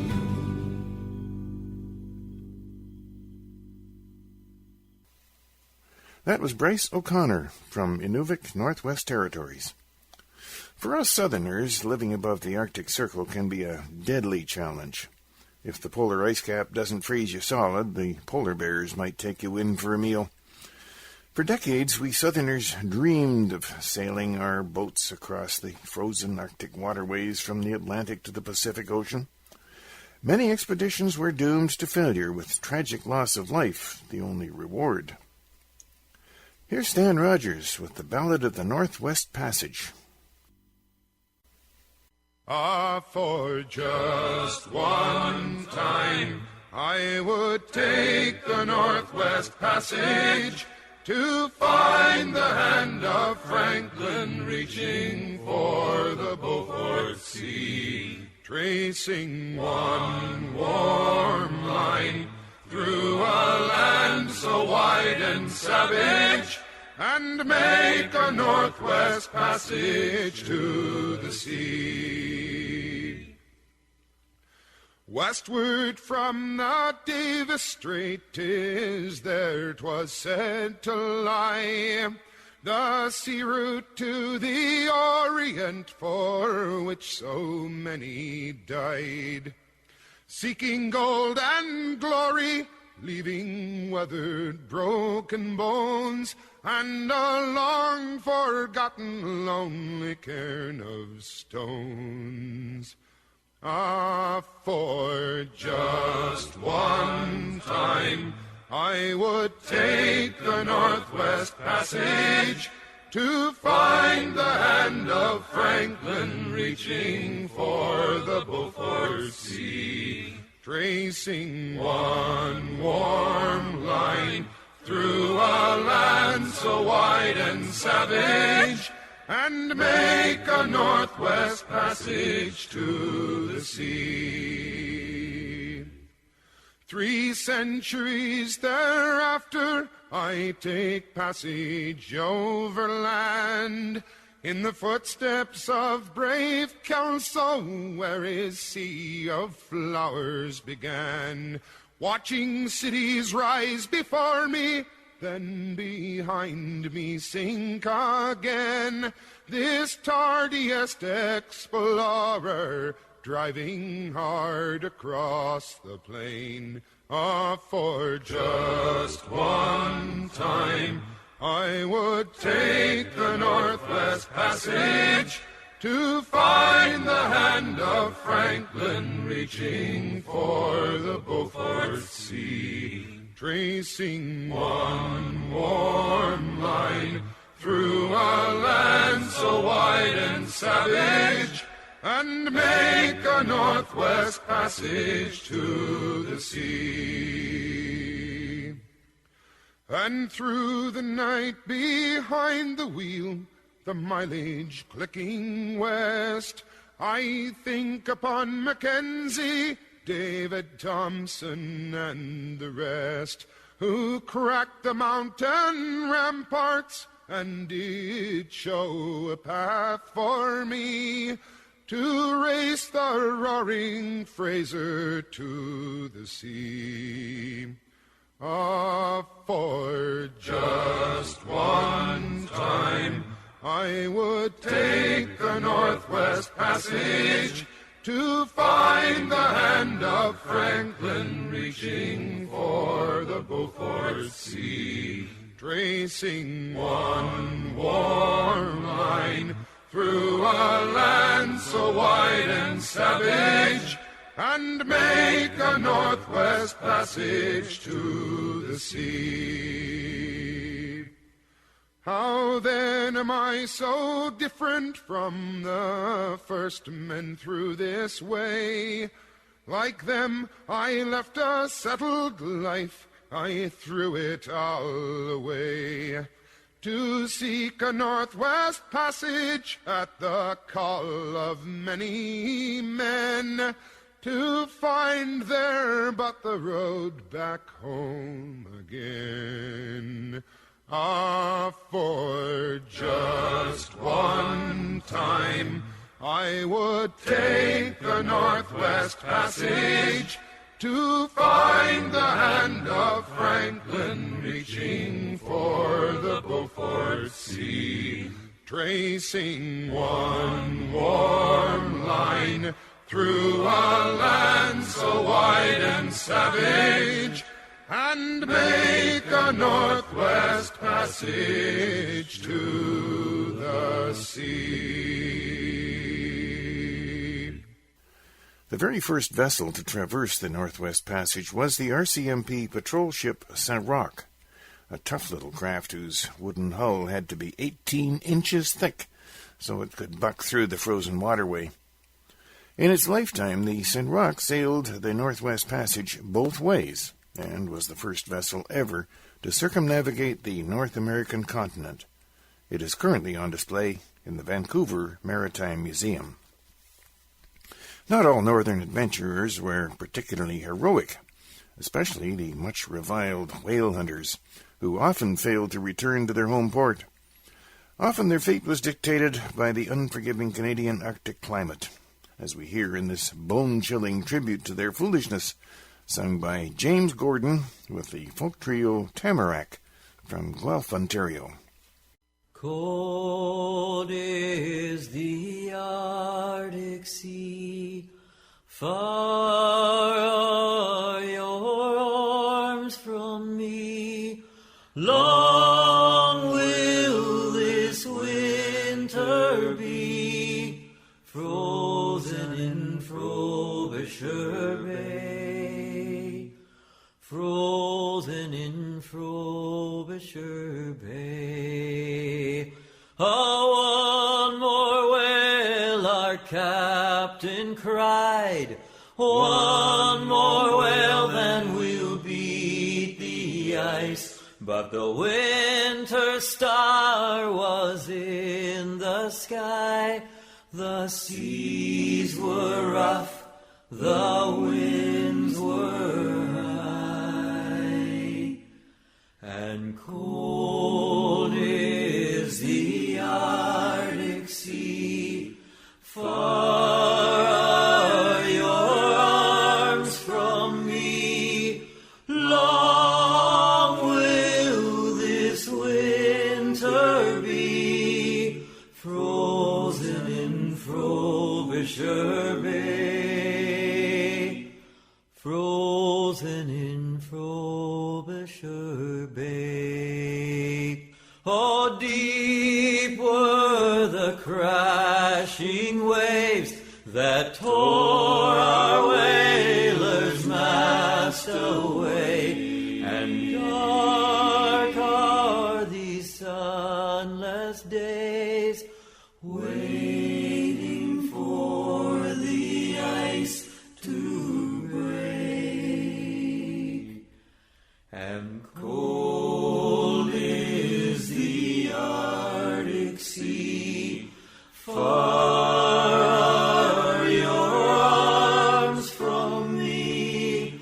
Long will this winter be, frozen in Frobisher Bay, frozen in Frobisher Bay. Oh, strange is the whaler's fate, to be saved from the raging waves, only to waste away, frozen in this lonely grave. And cold is the Arctic Sea. Far are your arms from me. Long will this winter be, frozen in Frobisher Bay, frozen in Frobisher Bay. A tribute of sorts to the fate of those who devoted their lives to harvesting those wonderful creatures of the deeps, sung by James Gordon. Onward now to meet a talented young Inuk woman whose message of love and acceptance is a beacon of hope for the young people of her Arctic homeland, all too many of whom are committing suicide. Here's Susan Glukark's own introduction, first in Inuktitut, then in English. Tamna nipilioktara toraktepara makkuktunut. Tamna lo ingyut tutangnertasi teralauktara ekayaktuigumalunga makkuktunut. Ingminit nagligusugun nalikobluit. This recording is dedicated to young people. The following song was written with the hopes of encouraging youth to accept themselves as they are.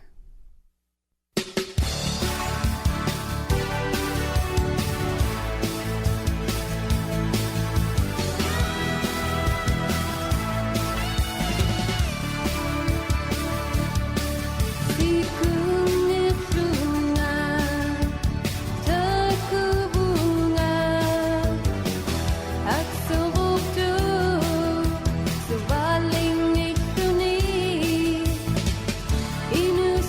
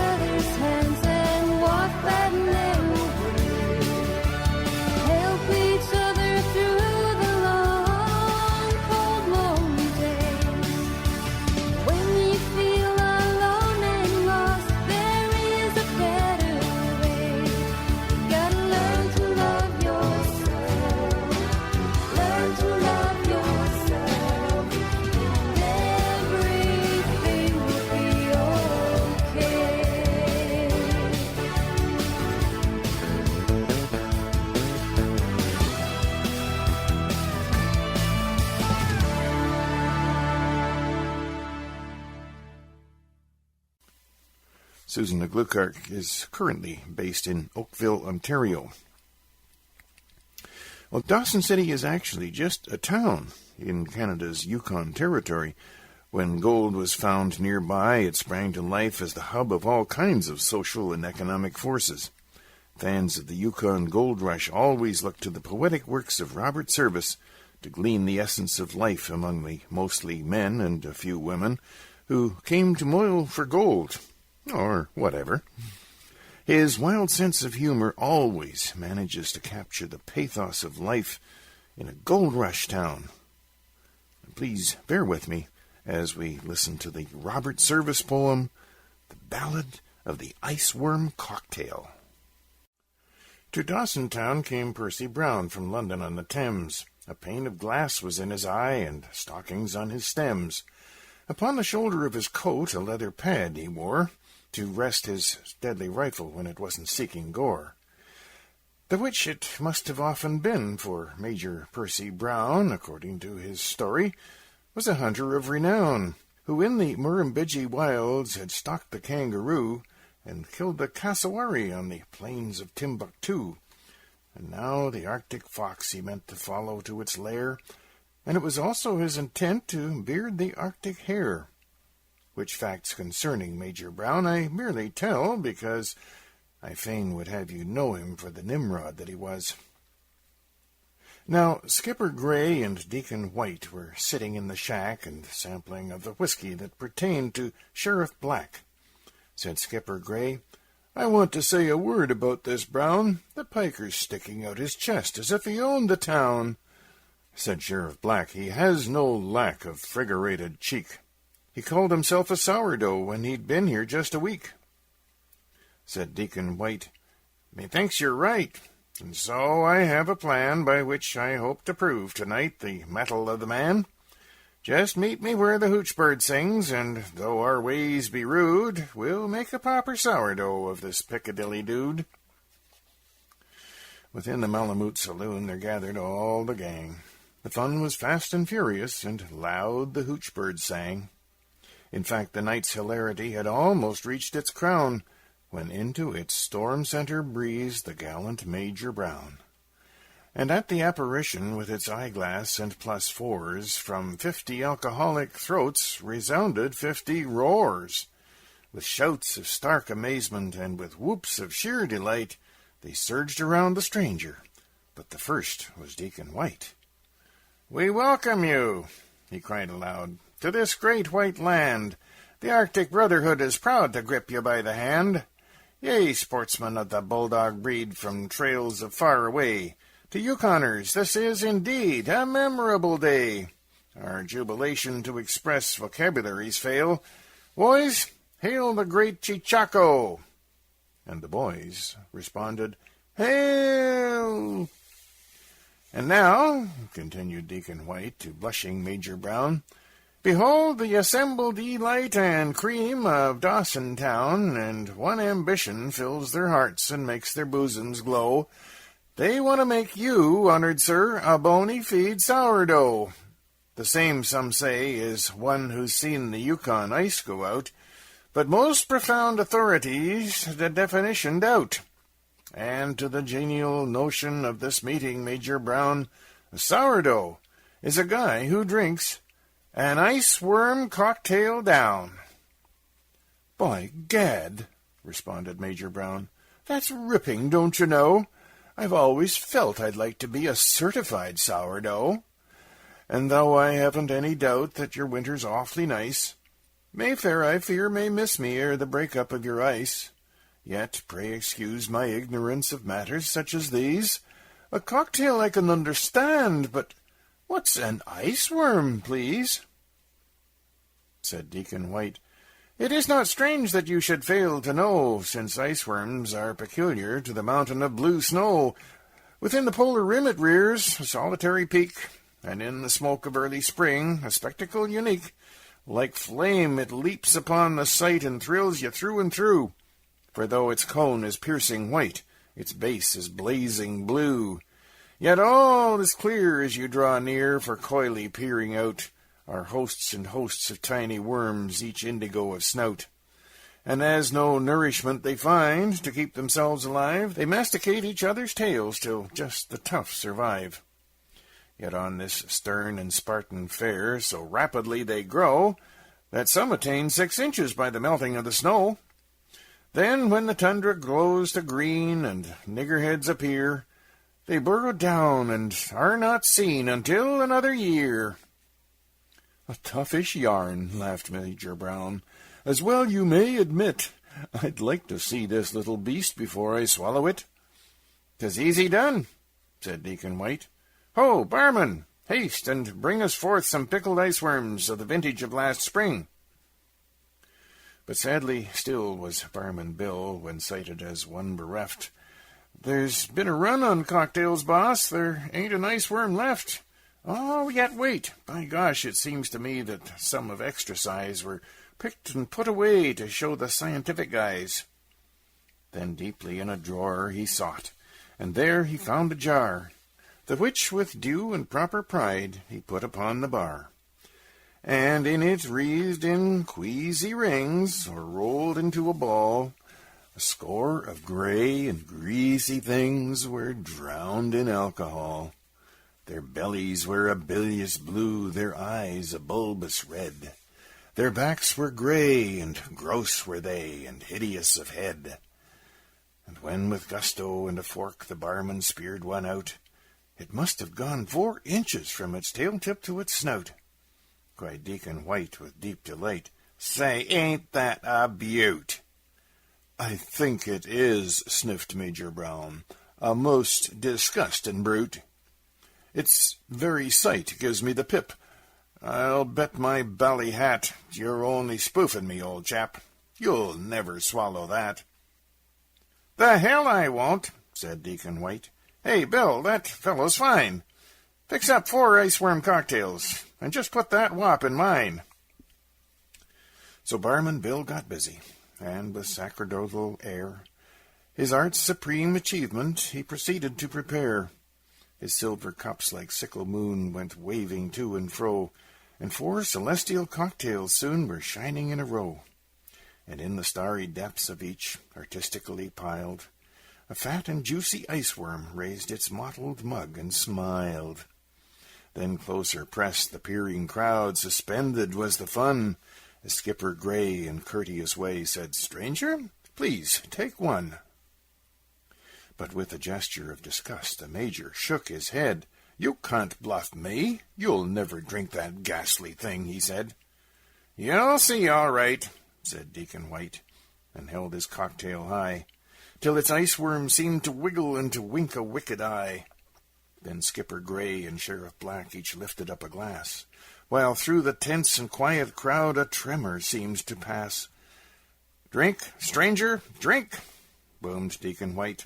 Proclaim you're of the best, a doughty sourdough who has passed the iceworm cocktail test. And at these words, with all eyes fixed on gaping Major Brown, like a libation to the gods, each dashed his cocktail down. The Major gasped with horror as the trio smacked their lips. He twiddled at his eyeglass with unsteady fingertips. Into his starry cocktail, with a look of woe, he peered, and its iceworm, to his thinking, most incontinently leered. Yet on him were 100 eyes, though no one spoke aloud, for hushed with expectation was the waiting, watching crowd. The Major's fumbling hand went forth, the gang prepared to cheer. The Major's faltering hand went back, the mob prepared to jeer. The Major gripped his gleaming glass and laid it to his lips, and as despairfully he took some nauseated sips, from out its coil of crapulence the iceworm raised its head. Its muzzle was a murky blue, its eyes a ruby red. And then a roughneck bellowed forth, This stiff comes here and struts as if he bought the blasted North. Just let him show his guts. And with a roar the mob proclaimed, Chichaco, Major Brown, reveal that you're of sourdough stuff and drink your cocktail down.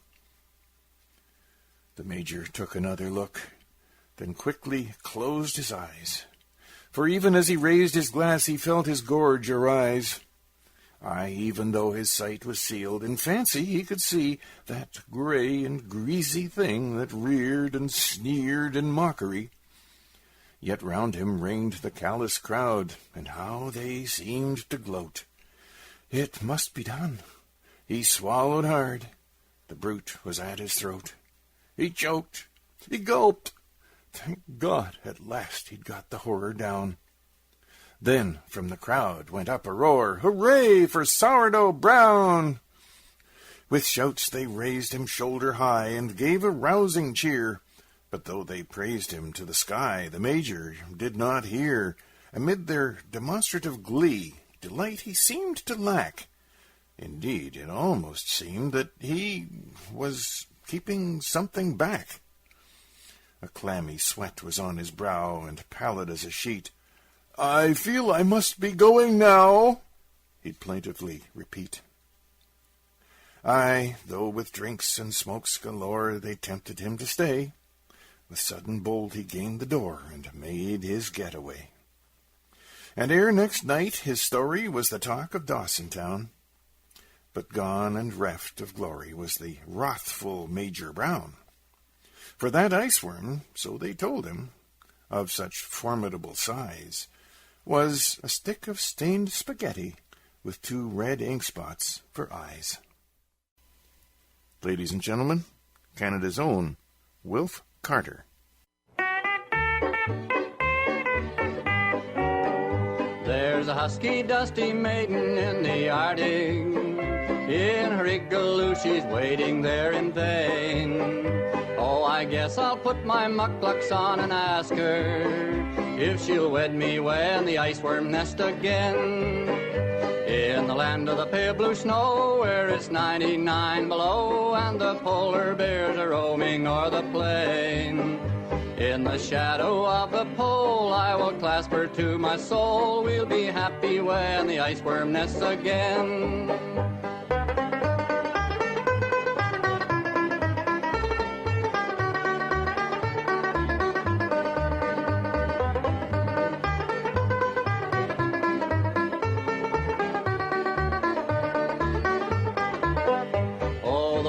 Feast will be seal oil and blubber. In our kayaks we'll roam the boundless main. How the walruses will turn their necks to rubber. We'll be happy when the iceworm nests again. In the land of the pale blue snow, where it's 99 below, and the polar bears are roaming o'er the plain. In the shadow of the pole, I will clasp her to my soul. We'll be happy when the iceworms nest again.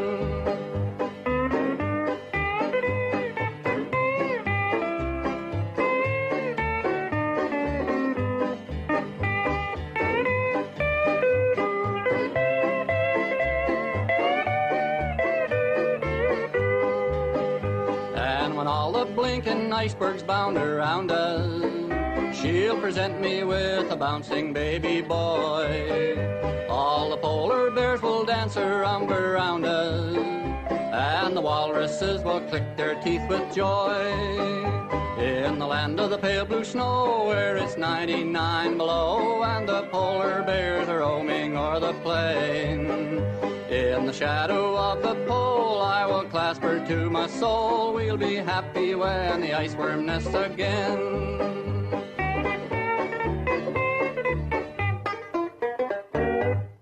There's just one more button I'd like to push before we sign off. As you may have heard, our beloved CBC is coming under some pretty heavy fire from Parliament Hill these days. Our knight in shining armor is an organization called Friends of Canadian Broadcasting. It's headed by Ian Morrison. No relation, of course, but our paths did cross during our time working for the CBC. Anyhow, Ian likes to fan the uproar by encouraging protests on the doorsteps of members of Parliament, like this one, held recently in Peterborough, Ontario. The backdrop for all the speeches and chants was this parody of Stompin' Tom's The Hockey Song. I have no idea who the talented singer is, But I sure do hope we get to hear lots more from him. We love CBC! We love CBC! We love CBC! We love CBC! Glorious and free! Oh, CBC, we stand on guard for thee! Oh, the good old CBC is A-OK with me. It keeps us brave and free. It's a good old CBC. Oh, the good old CBC is A-OK with me.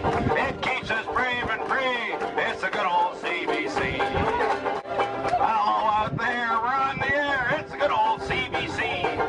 Saving Canadian culture. It's good for you and me. Now tyrants want to kill it, cause they won't tell their lies.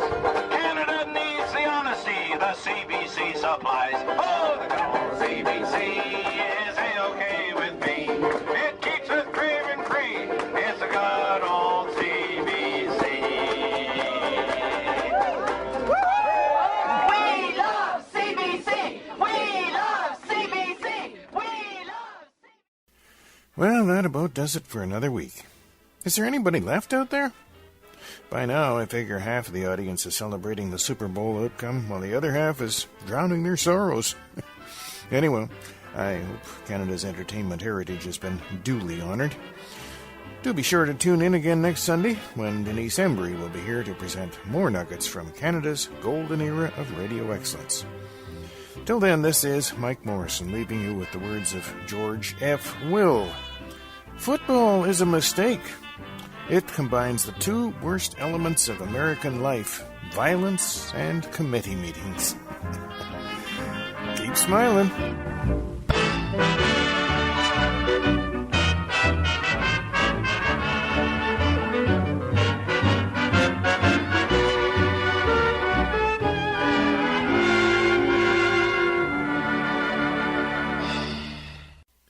This is the Katra celebration of Canadian broadcasting excellence.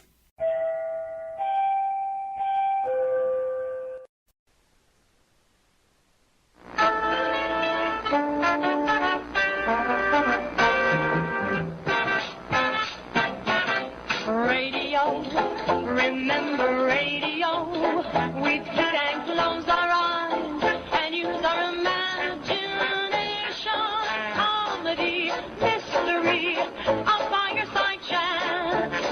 Together we sat, listening nightly to our favorite show. Radio, why did you ever go?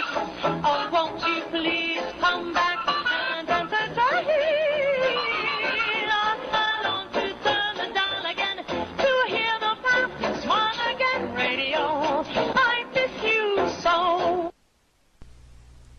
Hi, everybody, and happy slightly used year from the Rotten One as we kick off our contributions for this year.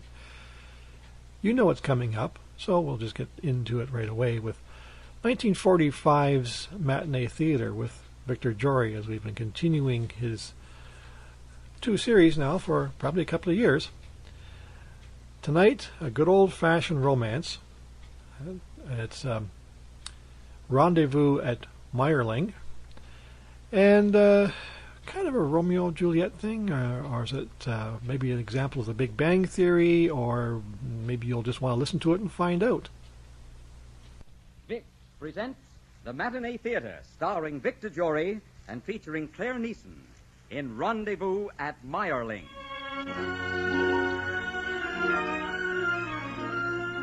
Vicks, the makers of Vicks Vapor Rub, Vicks Vatronol, Vicks Cough Drops, and Vicks Inhaler, brings you the Matinee Theatre, starring Victor Jory in our original play that you selected for this week, the unforgettable love story, Rendezvous at Meyerling. Here's a good thing to remember when you catch a cold. The best-known home remedy for relieving miseries of colds is Vicks Vapor Rub.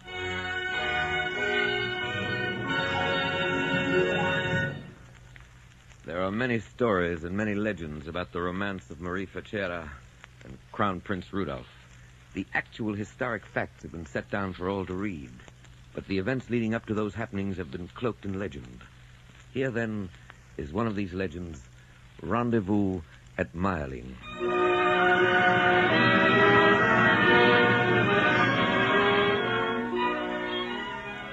Fasten my pendant, Anna. There you are, mademoiselle. How do I look? In all my life, I have never seen anyone so beautiful. You will be the belle of the ball. You know, Anna, I have the strangest feeling. I think this night is going to be important to me. And why should it not be? You are young and beautiful, and you are going to a masked ball in the prettiest costume any young lady could want. Where is my mask? Here it is, right by your gloves. Come, Marie. Your father and Arnold are already waiting in the carriage. Oh, I wish Arnold were not going with us.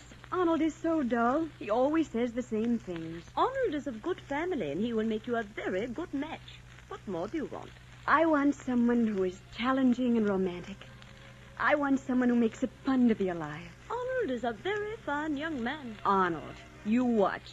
As soon as we start to dance, he'll say, Marie, you do look most charming tonight. And then he'll wait a while and he'll say, Marie, you are the most splendid dancer I know. And then he is sure to say...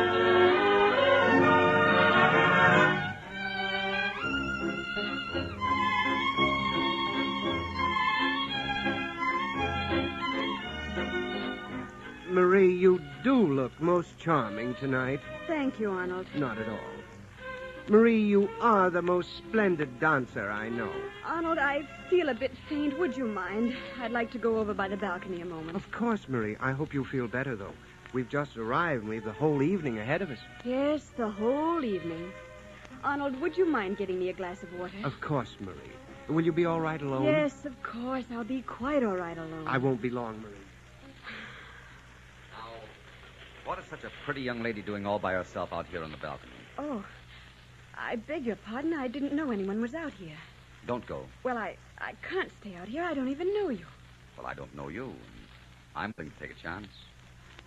After all, this is a masked ball, and a great many strangers will get acquainted tonight on the pretext of pretending they're talking to an old friend. I don't know you, do I? No, not yet. Isn't it strange? I feel as though I do. Isn't it strange? So do I.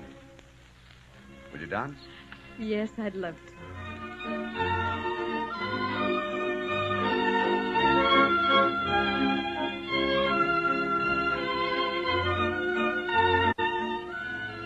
There's something about the way you fit into my arms that's just about perfect. I really should leave you. You know, I had a partner. Yes? I sent him for some water about... Oh, it must have been 2 hours ago. You think he may come looking for you? Oh, definitely. He's a very conscientious young man. Do you know what I do about conscientious people? No, what? I run away from them. What do you say? Where shall we run to? Any place, every place. Come on, let's take a look at Vienna. I'd like to see how it looks with you beside me. How does it usually look? Serious, stodgy, dull. But I don't think it'll look that way tonight. Do you? No. I don't think it'll look like that tonight. Marie! Marie! That's my young man. Come on, out through this door. Marie! Oh, Marie.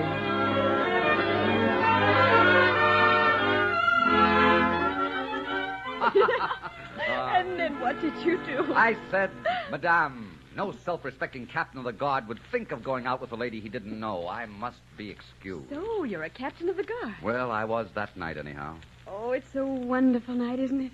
Just look at that moon. I ordered it especially for you. I called in Alphonse just before I left the ball.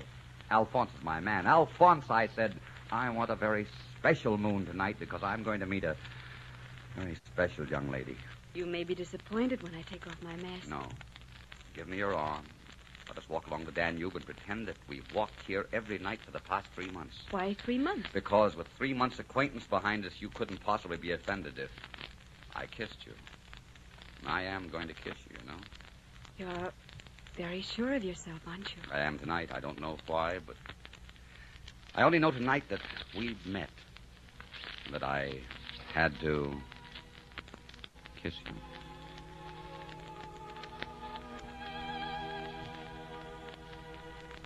Oh, darling. Darling.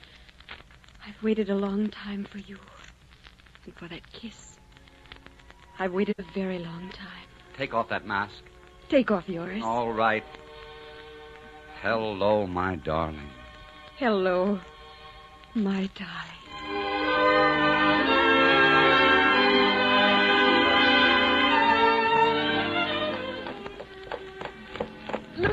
It's almost daylight. This has been the most beautiful evening of my life. Yeah, I'm sorry it's over. Come, I'll take you to your door. When will I see you again? I don't know. As soon as possible. Isn't it funny?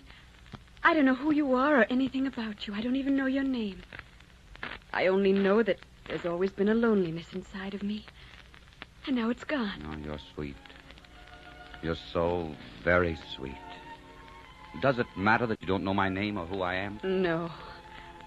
All that matters is that at last I've met you. Oh. You know, I never in my life believed that people actually did fall in love at first sight. But they do. Don't they? Oh, yes, they do. I'll see you soon. I'll be waiting.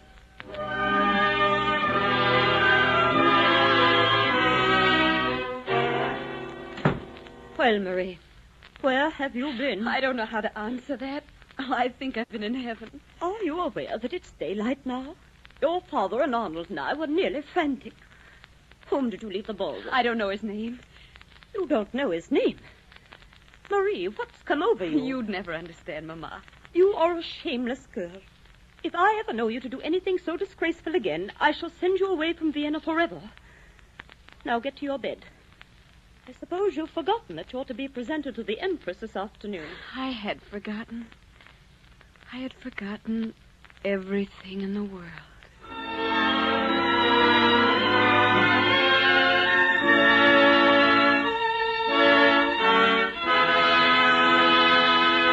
Your Majesty, the Baroness Fachera and her daughter, Baroness Marie Fachera. Your Majesty? Your Majesty. Your daughter is very lovely, Baroness Fachera. Your Majesty is most gracious. Tell me, Marie, would you like to join my ladies in waiting here at court? Oh, Your Majesty, it would be the greatest honor of my life. It will be a pleasure to have you. I've known your father and mother a long time. You've been away at school, or I would have invited you before. Oh, Rudolph, come and meet the Baroness Fachera and her daughter, Marie. This is my son, Crown Prince Rudolph. Baroness Fachera? And the Baroness Marie Fachera. Baroness. It's indeed a pleasure to meet you both. Isn't Stephanie coming to the reception, Rudolph? No, Mother, she isn't feeling well today. Rudolph's wife is not as strong as our Austrian girls. Won't you introduce Marie to some of the others, Rudolph, while I have a chat with her mother? I'll be delighted. Will you take my arm, Baroness? With pleasure, Your Highness.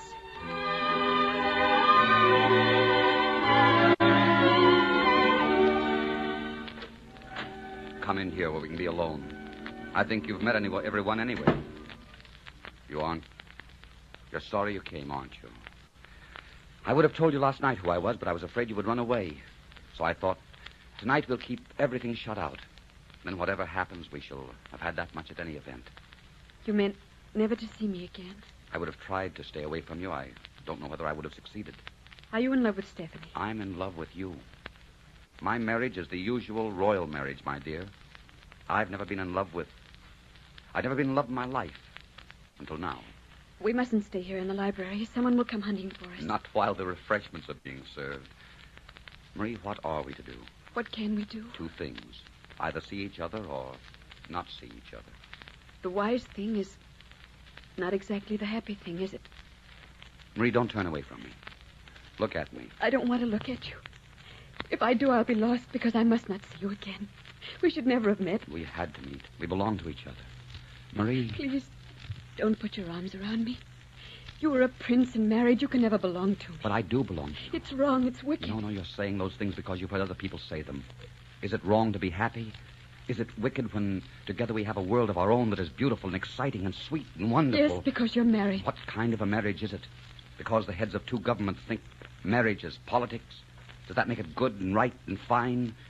A marriage is only good when it's between two people who want to live together because they cannot bear to live apart. Oh, Marie, if I could marry you... Don't say those things. We have no future not together. Let's not talk of what might have been or should have been. Marie, the hours we live run out swiftly. We've already wasted much of the time that we could have been together. Let's take the hours we have and live them as they come. Let us take whatever measure of happiness life will give us. And how will it end? I don't know. But if it matters how it ends, then go now, Marie. I won't follow you. I won't ever try to see you again. I'll respect your judgment. Well, Marie, Oh, my darling. My darling. I cannot say I will not see you again. It doesn't matter how it ends if I can be with you. You are all the happiness that I can know in my lifetime. I know that. Whether it's wrong or right or good or bad is beyond my power to judge now.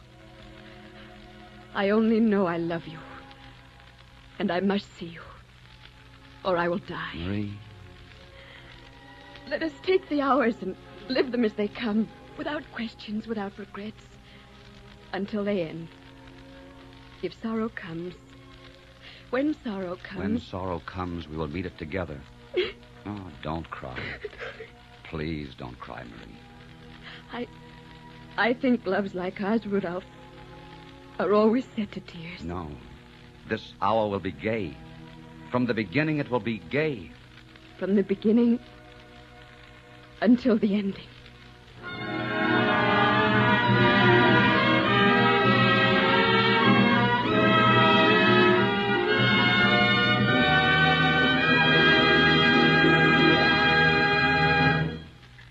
In just a moment, we will bring you the second act of Rendezvous at Meyerling, starring Victor Jory. It's the 11th of March. Winter is almost over and spring is in the air. Yet millions of folks are dragging around feeling miserable with colds. Now, if a cold is distressing someone in your home, then you'll be interested in this. The best-known home remedy for relieving miseries of colds is Vicks Vapor Rub. It's the modern way so widely used to ease distress of colds, because the moment you rub it on, Vapor Rub's relief-giving action goes right to work to help relieve congestion and irritation in the upper breathing passages, to ease the coughing spasms, sore throat, and that muscular soreness or tightness. And relief is so good because Vapor Rub penetrates into the cold, congested upper bronchial tubes with its special soothing medicinal vapors, and at the same time it stimulates chest and back surfaces like a comforting, warming poultice. And for hours, this penetrating, stimulating action of Vapor Rub keeps right on working to bring such grand, satisfying relief. Now, whenever a cold strikes, remember this. Only Vapor Rub gives you this special, penetrating, stimulating action. Time-tested, home-proved, Vicks Vapor Rub. And now the second act of Rendezvous at Meyerling, starring Victor Jory as the Crown Prince and featuring Claire Neeson as Marie.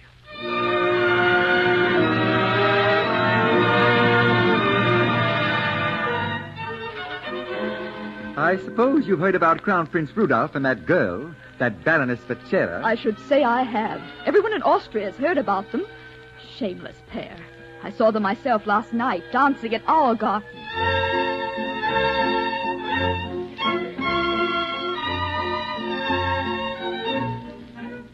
I love to dance with you.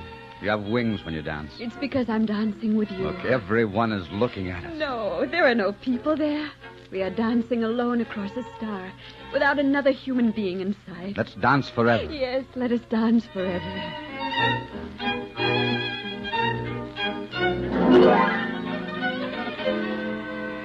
Well, I don't know what you think about it, but I think the prince is a disgrace to the whole country. I don't know why his father or his wife doesn't do something about it. You know, I saw them riding in a carriage yesterday through the Vienna woods at positively breakneck speed.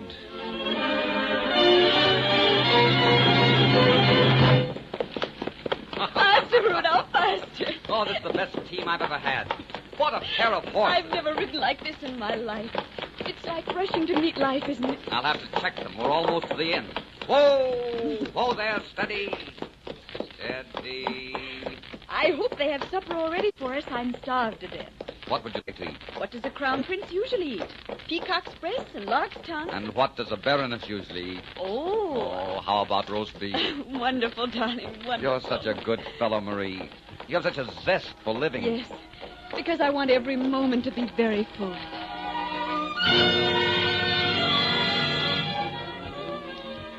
I'm telling you, I saw them with my own eyes last night, walking beside the Danube outside the city, arm in arm.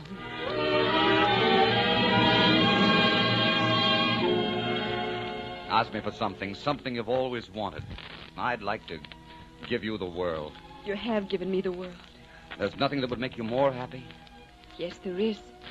But you couldn't give it to me, Rudolph. No, tell me. I'd like a house. Yes.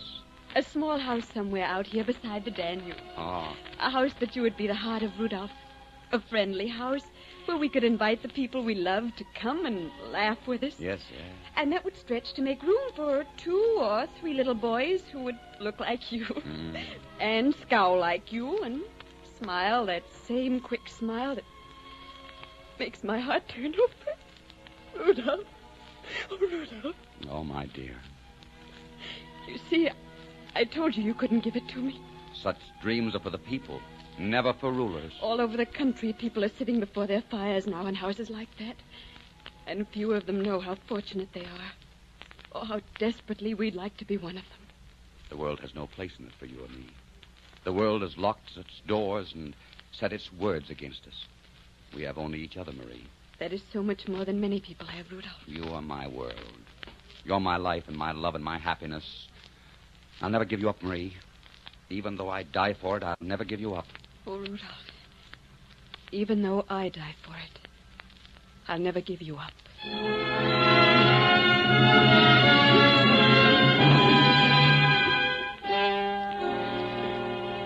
Marie, you are never to see Crown Prince Rudolph again. I forbid you. Do you realize that everyone in the world is gossiping about you? I don't care what anyone in the world is saying. It's no one's concern but our own. You are behaving shamelessly. Sneaking out at all hours. Telling me you're going to meet some friend in the afternoon and meeting that man. Constantly lying, deceiving. A year this has been going on in spite of everything I've said. I'm ashamed to have to acknowledge you as my daughter. Mother, please listen to me. Now try to understand. I shall never understand, nor do I want to understand. What is right is right. What is wrong is wrong. There is no compromise that can be made with honor. Rudolph is married, and he is the future ruler of Austria. I love him. You have no right to love him. Do you think you can say you must not love and that will make a difference? If you do, you have no comprehension of love like this. We didn't choose to fall in love. We didn't plan it. It just happened, that's all. Happened the moment I looked at him. It was like coming home. I know he's married. I know he's the future emperor. But knowing it doesn't make any difference because we belong together. Together we are somehow complete and content. And apart, neither of us has anything. If that were not true of him, too, then I would do as you ask. But as long as he needs me and wants me, I will see it. You are a wicked, shameless girl. I'm not wicked. My love is good and honest and real. If we were hypocrites or bad people, we would have hidden our romance and lied about it. You shall not, you cannot make me ashamed of my love. It is my pride, it is my honor. It is my whole life. Marie, you are never to see the Crown Prince again. This disgraceful affair is going to end right now. And forever.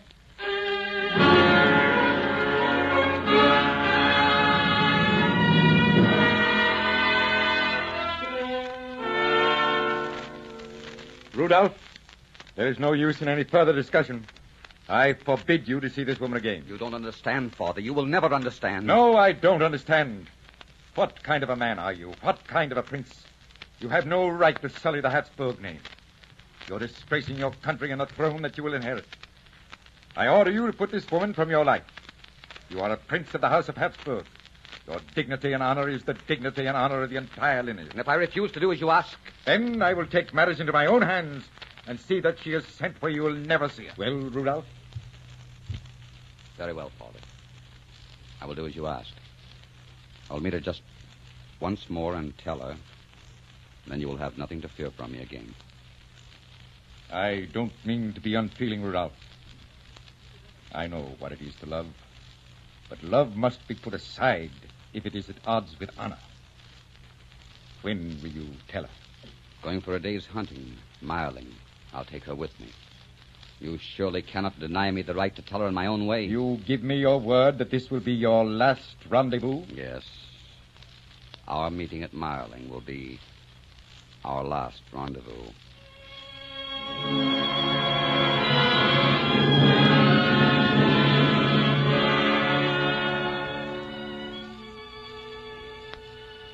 Come out on the balcony, Rudolph. Look, the stars are fading. It's a beautiful night. I'm glad it's so beautiful. You know, it's a strange feeling to look at the stars and the moon and know that you'll never see them again. You suddenly feel that you should look long and hard at everything. It's not necessary for you to go through this, Marie. I'll leave you behind if you like. You're young, you're lovely. You have so much to live for. I have nothing to live for in a world that you've left. Come sit beside the fire with me for a little while. If you like.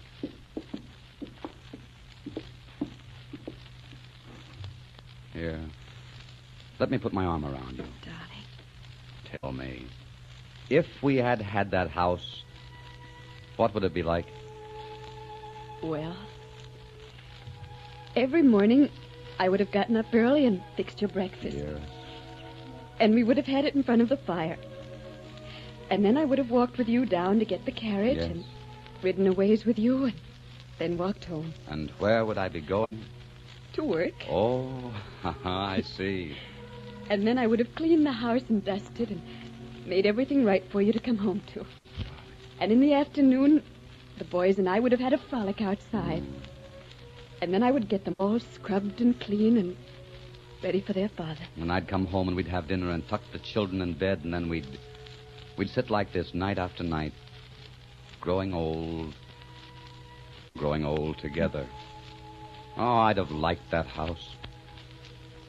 I wish the world had a house for us, Marie. I know. Are you sorry? Have you any regrets? Regrets? Not one. I've had a year of more happiness than most people have in a lifetime. We've completed our lifetime this year, Marie. I know. And it's been beautiful. Maybe the beauty hurt a little now and then when people closed in on it. But even the pain was beautiful. Oh, Rudolph, the only thing that frightens me a little is that we're facing the unknown now. I may never feel your arms or your lips again. I may never find you again. Yes, you'll find me. It'll only be a step.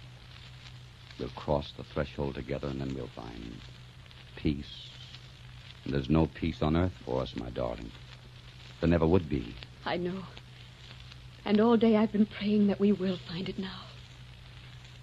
Look, my darling, it's almost dawn. Remember the night we met? The first time we saw the dawn together? And now it's the last time in this world. We've used up the hours, Marie. Now it's the last hour. Almost the last moment. Here, let me carry you.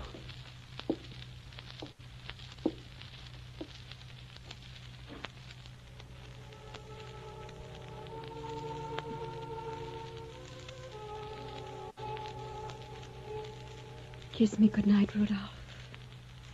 My darling. Good night, my darling. Sweet dreams. God be with you until we meet again. Rudolph, there is a line. Do you know it? Parting is such sweet sorrow. But we shall meet again when it be morrow. We shall meet again. We shall meet again. Look, the sun is coming up. Yes. We shall be free before it fully rises. We promised it would be our last rendezvous, and we've kept our word. Close your eyes, my darling. Close your eyes. We shall meet again when it be morrow.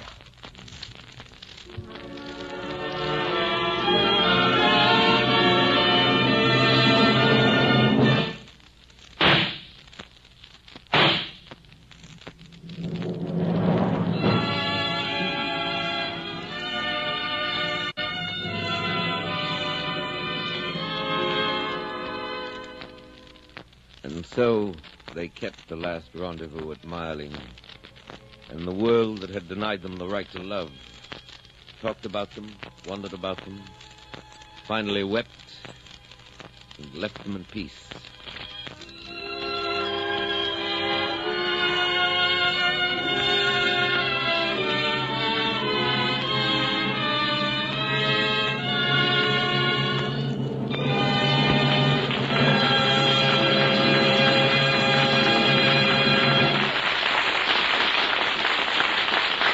In just a moment, an important message from Victor Jory. These days, we expect lots of things we buy to be different, not as good as they were before the war. But that isn't true of Vicks Vapor Rub. There are no wartime substitutes in Vapor Rub. The Vapor Rub you buy today is the same expert formula, the very same effective quality you enjoyed before the war. To keep faith with the millions of families who rely on Vapor Rub, we combed and scoured the free countries of the world for the essential aromatics and medications. We were successful in finding new sources. And so, my friends, there are no wartime substitutes in Vapor Rub. It's the same good Vapor Rub that has become the best-known home remedy for relieving miseries of colds. Time-tested, home-proved Vicks Vapor Rub. This is Victor Jory. Will you again help me select next week's play? Many have written for Paramount's poignant, exciting motion picture success, Till We Meet Again. A great many others have asked for Ben Hecht's brilliant and moving story, Miracle in the Rain. And still others have asked for the beautiful love story of Robert Browning and Elizabeth Barrett. So won't you help me choose between Till We Meet Again, Miracle in the Rain, and the love story of Robert Browning and Elizabeth Barrett? Write me care of Columbia Broadcasting, New York, 22, New York. And now, friends, something which we must all do our part. The heroic victories of our fighting men could not have been possible, of course, without the stores of good food that have gone to them. We have 5 million troops overseas, and more are going over every week. To feed them means that a lot more certain foods must be sent to them than went last year. And so, for civilians, the stocks of many vital foods are lower than ever before since the war began. That's why the recent stepping up of food rationing was so necessary. And a vital part of every civilian's war duty is 100% cooperation with the rationing program. Always pay your ration points in full, and whenever possible, buy low-point and ration-free foods.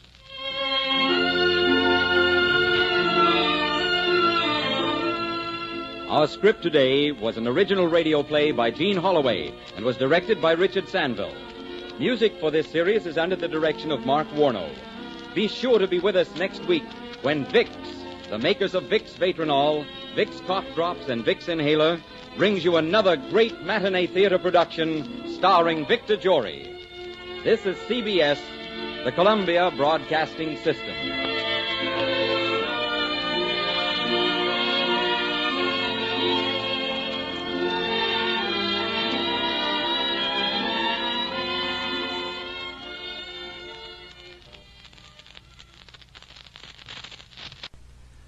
And there's the contribution for this time from my favorite actor, in this case formerly known as the Prince.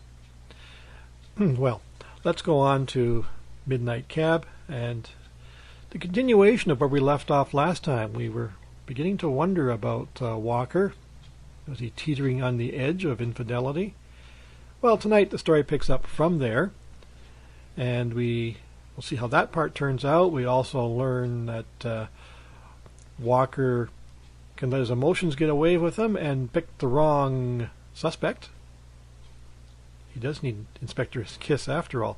But fortunately there's no murder here, so if he picks the wrong suspect, there's no real harm done. And Krista may be in peril. Here we go with the adventure, or in this case, the mystery of the Desperate Man. Today we cross the Rubicon with the 31st episode of Midnight Cab. To mark the occasion, Walker Devereaux crosses his own Rubicon. Here is The Mystery of the Desperate Man. Walker? Are you there? Where are you now? Walker? Who is this Walker person? I am Captain Hermann Schmidt von der Garten. Okay, von der Garten. You got a pickup. Dundas and Cave. Yeah. August 12th. Everything's going along more or less like always.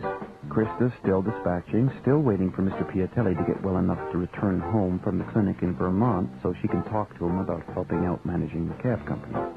Martha's still getting new teeth, and me, I'm still mailing out my newest unpublished novel and driving cab. Yeah. Driving for Jack Millen now, who's managing for Mr. Piatelli just temporarily while he's away. Hey, Walker. Yeah? I'm working on next week's schedule. You still want to drive nights? Oh, yeah, sure. Well, look, I can put you on days. The afternoon rush hour, prime time. You'll make more. You've earned it. Well, Krista and I, we've got our own schedule all worked out. Who would you bump?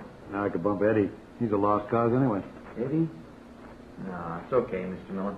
Thanks, though. Thanks for the chance. You're a family man, Walker. You got to think of money.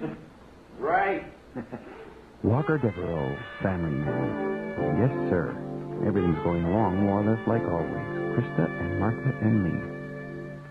Except it isn't. Hi. Hi. Waiting long? No. God. Is it hot out there or what? I've been thinking of similes for heat all day. That's funny. Me too. Oh? Let me hear yours. Let me hear yours. Hot as the business end of a 45. Mickey Spillane. Like the tongue of a dragon. King Arthur? As a dwarf's head if you rub it too hard. Well, that's an original jigs, all right. Now you tell me yours. I can't. This is a public place. Come on. Hot as jigs in a summer dress. Oh, I like. Hot as two writers searching for a simile. Obscure. But tempting. Hot as jigs in a heat wave. Hot as Walker in a heat wave. His sweat on my tongue. Uh-oh. Jigs. That's her name. She's an unpublished writer, too. And she looks like she just stepped out of a Modigliani painting. All slow-eyed and high-cheekboned and willowy. She wears Doc Marten boots and the lightest of summer dresses. Jeez. I met her a few weeks ago. We were both at this publisher's place picking up our rejected manuscripts. Saves return postage. And anyway, we got talking, and we exchanged our writing and started to meet every Tuesday at the scrubby little restaurant next to the publisher's to discuss our writing, you know. And she does readings, too. I've been to a couple of her readings, and I want her. There's no use kidding myself. I want her. One moment I'm going along being a good husband and father, and the next I'm looking at her. Chaos. And I don't think I'm stupid, but I don't understand where this comes from. I mean, inside me. I love Krista like crazy. I'd never leave her. I love Martha, but all the time, all I can think of is her. So, sitting there across from her breasts all sweaty and clinging to her dress and everything, I did what I've been doing the last 2 times we've met. I talked about Krista as if that was going to do any good. Yeah, it's some kind of management course. She goes twice a week. When Mr. Piatelli gets back, she wants to talk him into letting her co-manage the place. So she's trying to show him she's serious. Sounds great. You gonna finish those French fries? Oh, no. Can I have them? Sure. So it's keeping her real busy and... Geez, you really pour on the old ketchup there, don't you? Everything to excess. That's my motto. Unlike you. What do you mean? I mean, you're a careful man who lives in 2 worlds. The real world, inside, where the artist lives. There's a kind of sweet lunatic in there. And the outside world where the careful man looks after all the important things. And most of all, keeps the inside one under control. Why don't you let him out once in a while? Because I'm afraid if I do, he won't come back when he's called. I wish you'd let him out, Walker. Then he wouldn't have to talk so much.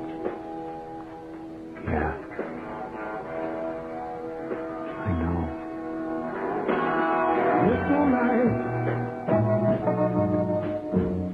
Sophie's coming over in 10 minutes. Martha's had her bath. She's supposed to. Okay. Turn that down.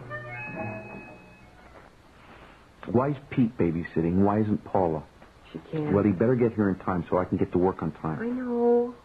He knows. Well, where were you this afternoon? Library. Oh. Give me a kiss. You be careful driving down there. How many classes left to go? 5. Krista. You look kind of neat with your backpack. Yeah, I bet. A novelty act. I'll see you later. What's the matter? Nothing. What is it? Nothing. Something's wrong, Walker. What? I'm going anyway, so don't think I'm not. What are you talking about? To my classes. I'm going anyway, no matter what. I'm getting these notes. What notes? There's someone sick in my class. What are you... Here. Look. This was the first one. I found it stuck under the windshield wiper last week. Read it. Dear, lovely Krista, I watch you all the time. I've never seen anyone as beautiful as you. Blue eyes. This class is a joke. You're an angel. I only come here because of you. That was the first one. You didn't show it to me. No. Well, it just seems sort of harmless, kind of dumb, and I just didn't want to show it to you, okay? Here's the other one. I found it stuck in one of my textbooks just now. Dear lovely Krista, I watch you in class all the time. I dream about making love to you. Your blue eyes, your crippled leg, your twisted back, naked and helpless. The only thing more exciting would be if you were dead. Oh, jeez. You're not going anywhere. Yes, I am. No, you're not. Yes, I am. I'm going to do what I want to do and go where I want to go, and nobody's going to stop me. I won't stand for it. I won't. Okay, all right, got it. I got it. You okay? I won't stay here and be a cripple, Walker. I won't. I know. Jeez, you're not. Okay. I'm okay. Don't hold me anymore. So I'll go with you. No. Yes, I mean it, Krista. We'll both wait for Pete. So, how many guys in your class? And do you have any idea who it is? Not really. There's about 8, but not everyone's there all the time. This is going to make me crazy. I want to get that guy. I want to kill him. Yeah, oh, great. That is just what I need, a crazed guard dog. You're not coming. He's a coward anyway, whoever he is. If he was going to do something, he'd have done it by now. He wouldn't have warned me. Krista, you're not going out that door without a plan. What plan? How can you make a plan against something like this? Well, think. You must have some idea who it is, who it could be, some suspicion. You do, don't you? I don't know. Promise me, Walker, you won't do anything stupid. I won't do anything stupid. Okay. There's this guy. Well, some of us go out for a drink after class. You do? Yes. Just one. You get a love note, you don't show me, you go out for drinks? Hey, Walker, what's wrong with you? Nothing. His name's Wally. You've got a guy in your class called Wally? Yes. He's kind of over-attentive, you know. He's opening doors and helping me with my books and stuff. And he does watch me. I catch him watching me a lot. What kind of strange expression. He's not like someone who'd have a lot of girlfriends. He's kind of goofy. Wally? It might not be him, Walker. Maybe I should drop in tonight, you know, where you go for a drink just to say hi, and then I can have a look at Wally. And Wally can have a look at me. Sorry I'm a bit late. Pete, you're always late. Yeah, well, sorry. Where's Martha? She's still asleep. I better get going. Bottles in the fridge if she wakes up and wants one. Baby cookies in the cupboard. You can have one beer, right? Right. Look, I'm sorry if I sound a little grumpy or something. It's okay. Thanks for coming over. Right. Okay. Okay? What's okay? I'm about to go crazy and ruin my marriage. My wife is being threatened by some nut. There's nothing in my life that's okay. Oh, my God. There's my husband. Hey, Walker. Over here. Hi. I don't know. Hi. This doesn't look like business management to me. Sure it is. I haven't been stuck with the bill yet. Oh, God. That's Julie. This is Ed, Kathy, Kim, Ishtar, Wally. Hi. Hey. Hi. So, you're Walker. Chris has been known to mention your name once or twice. You're a writer. Would be. Trying to be. I'll get you a chair. No, that's all right, Wally. I just dropped in to... Well, I'll get you a drink. Well, what do you drink? I'm driving a cab. Coffees when I get the chance. So, what are you doing here? I had a call just down the street, so I thought I'd say hi. He's checking up on you, Krista. What's the check? I've got to go home and start work in a minute. Are you sure you don't want a coffee? I mean, they have coffee here. I'm pretty sure I could go and see. No. I've got 2 calls waiting. And Walker is very efficient. Yes, I am. Oh. So, nice meeting everyone. See you later, honey. I think Julie should pay the bill. Yeah. I don't think I like this guy. Oh, you would once you get to know him. Oh, Wally. Yes? Can I see you for a sec? Sure. What? It's a nice night for it, isn't it? For what? What? For whatever you have in mind. What? See you, Wally. Walker! Where are you, Walker? Hi, you. That was the dumbest thing I ever saw. What? When you took Wally aside, it was so embarrassing. I felt like an idiot. I thought you were just going to come into the place And I had to let him know. Well, I'd break his creepy head in two. What did you say to him? Do you feel lucky, punk? Something like that. He came back white as a sheet. Everybody was like totally uncomfortable. They thought you were one of those obsessed, crazy husbands. They thought you were a nut. Well, I am. I am a nut. I'll kill him if he does anything to hurt you ever again.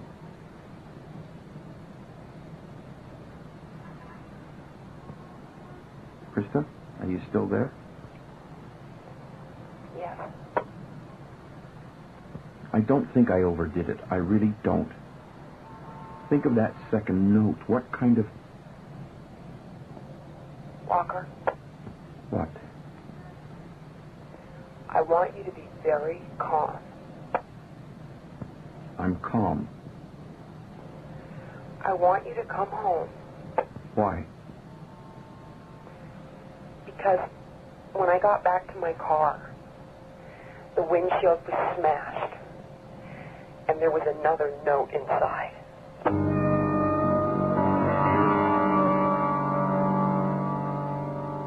Dear blue-eyed Krista, the gimp is still coming down here. The gimp is still looking for it.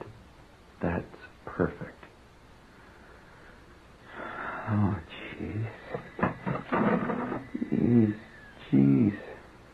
You want a coffee? No. Did you see the car? Yeah, nice hole in the windshield. How did you drive home? I don't remember. Sorry, Krista. It's okay. It's okay. That's it, then. Forget that school. No. Krista, you listen. No. You can come too, though. You can sit in the back of the class. I wouldn't mind. We have to call the police. It's gone too far. No. Where was Wally? With me, as always. He helped me carry my stuff to my car after class. And the car was okay then? Yes. I unlocked it, I threw my books inside, I locked it, and then we went across the street to the pub and joined everyone else. Krista, did Wally disappear between then and when I came in, or after I came in? He went to the bathroom. How do you know that he went to the Well, bathroom? I assume he went to the bathroom. I didn't go with him. I don't think it's Wally. Look at him, Walker. He's like a little a little bunny. That's what they all look like until they wring your neck. Walker. Sorry. God. What about Pete? Pete? Our Pete? Little Pete? Yeah, he's 16. He drives. No. He's always hanging around. I notice he's over here when I'm not all the time. Keeping me company, and it's not all the time. All 16-year-old boys are closet perverts. I bet he has a crush on you. No, he doesn't. Did you tell him about your course? Well, yes. Where you go? Yes, but Krista, listen. That second note was in your textbook, right? We assumed someone put it in there during your classes. Wouldn't it have been easier to slip it inside your book here? Pete's here all the time. No, he's not. And he was babysitting tonight. What would he do, take Martha with him? Yes, perfect. That clever little gnome. That's why everything's happening at the school. If those notes were coming here, we'd have suspected him right away. I wouldn't. What are you doing now? Checking my beer. There's 5. So? So, there was 5 in here when I left. Pete always has a beer. Unless, of course, he was too busy driving my daughter downtown in that wreck of a car of his and breaking your windshield. Walker, you listen. I have known the Cassels family forever. They're distant cousins or something. Pete and Krista and George and their mom and dad, we grew up together. I babysat him, Walker. I changed his diapers. Pete would never say things like that to me. Krista Catsauce? Is that what you said? How does she spell her name? With a Y. What about it? I was christened that way, too, but I changed it to an I when I got older. I wanted to be different, as if I had to worry. Let's see that note again. Dear blue-eyed Krista. Printed off a computer. With an I.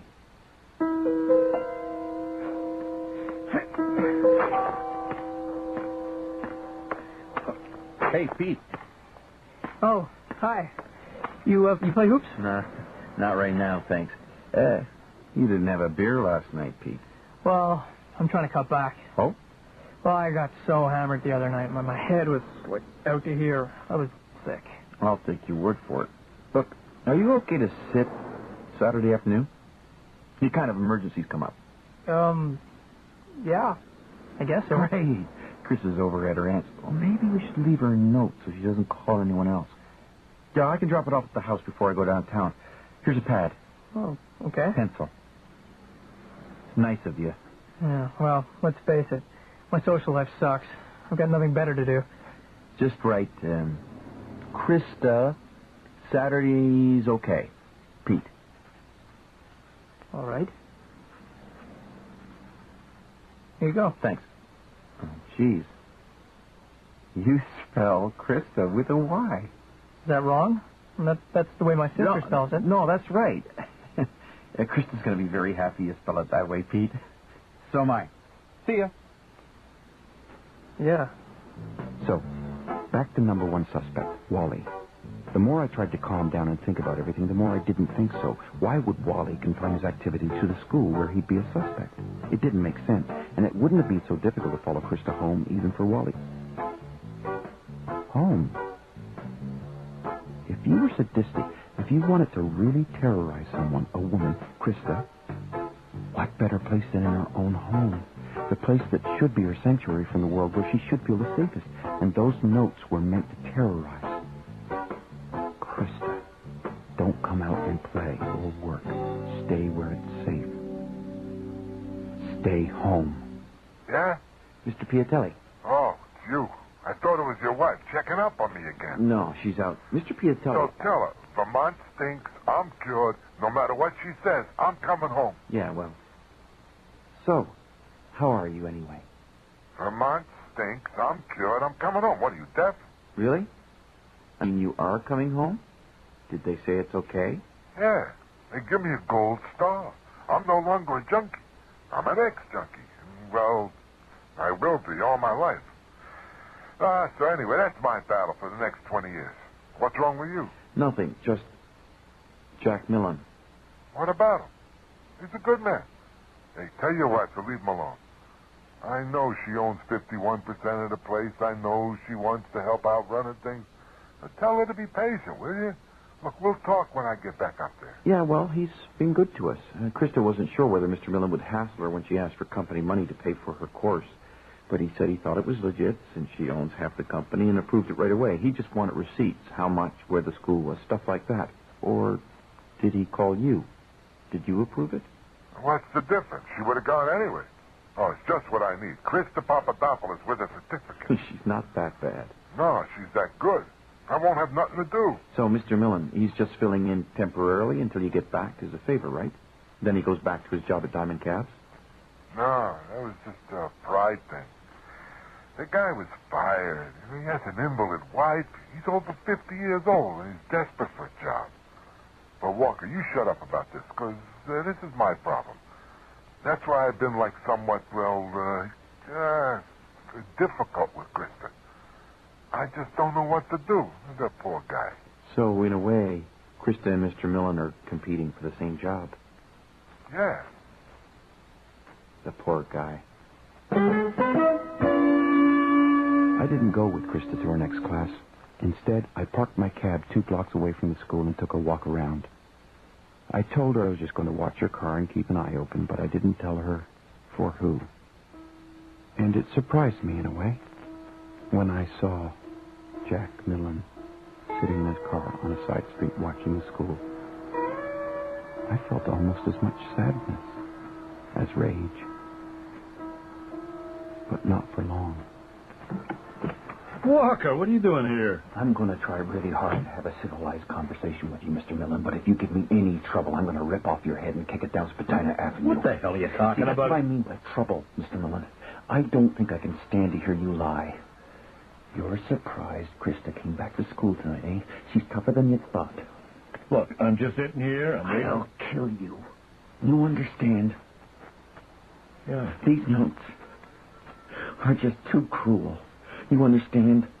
I'm not saying anything. How do I know you don't have a gun or a knife? You don't.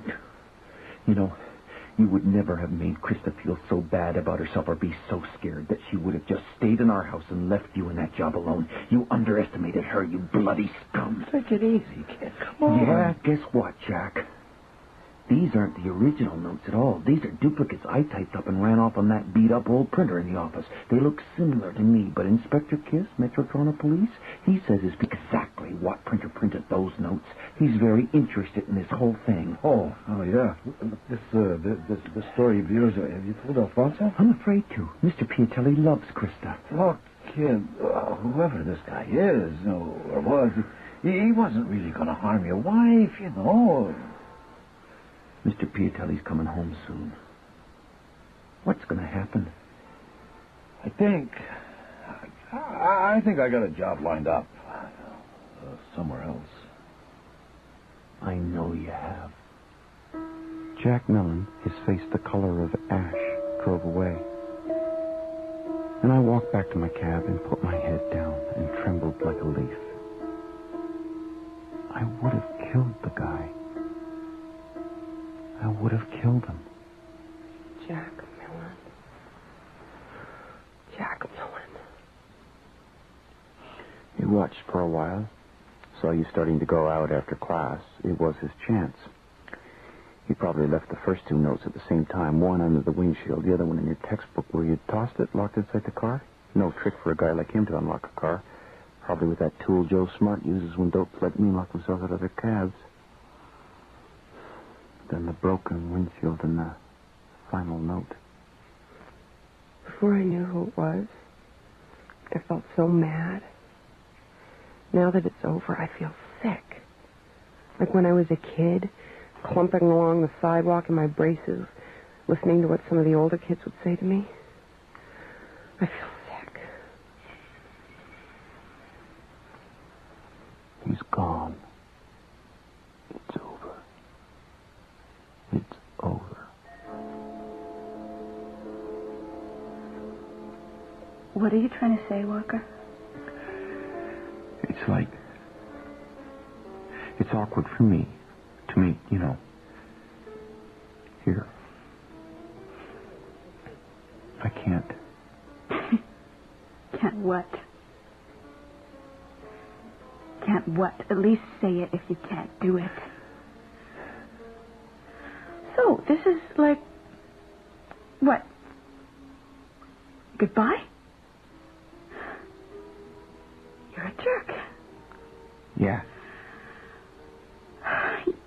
Yeah, well, Yeah, well, at least I'm true to whatever I feel. At least I'm the same inside and outside. You're the most convoluted person I ever met. Well, it was nice not knowing you, Walker, in the biblical sense. Yeah. You're a fool, you know. You'll break apart one day. You'll go crazy. Oh, why the hell should I care?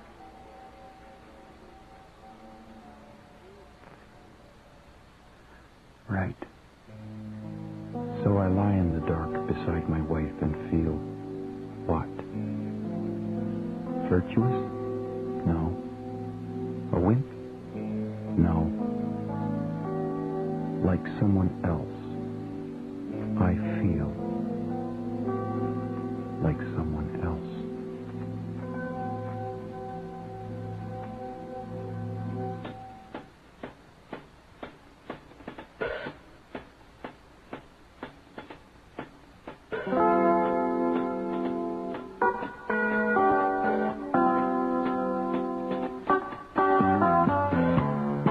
The Mystery of the Desperate Man was written by James Nichol. David Ferry was Walker. Jacqueline Samuda was Krista. Howard Jerome was Mr. Piatelli. Ken James was Jack. Eric Kimmel was Peter. Stephanie Moore was Julia. Joel Bissonnette was Wally. And Stephanie Morgenstern was Jiggs. The recording engineer was Greg DeClute, with sound effects by Matt Wilcott. The production assistant was Nina Callahan. Music was composed by Milan Kimlertek. Midnight Cab was produced and directed by Bill Howell. You can catch today's episode on the weekend this Saturday at 6:30 in most of Canada, 7:30 in Atlantic, and 8 in Newfoundland. And that's my time for this time. Hope you enjoyed it, because I always enjoy doing it, and it's, of course, always better when people are there to listen. I'll be back in a few weeks, and of course there's more good stuff coming up in Katra in the next few weeks until I get back again. I'm sort of the low point in title cycle.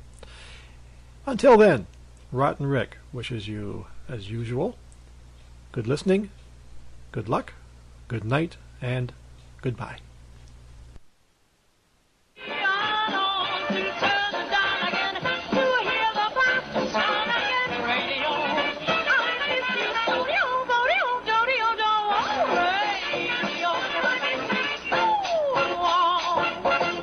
This is the CBC, the Katra Broadcasting Conglomeration.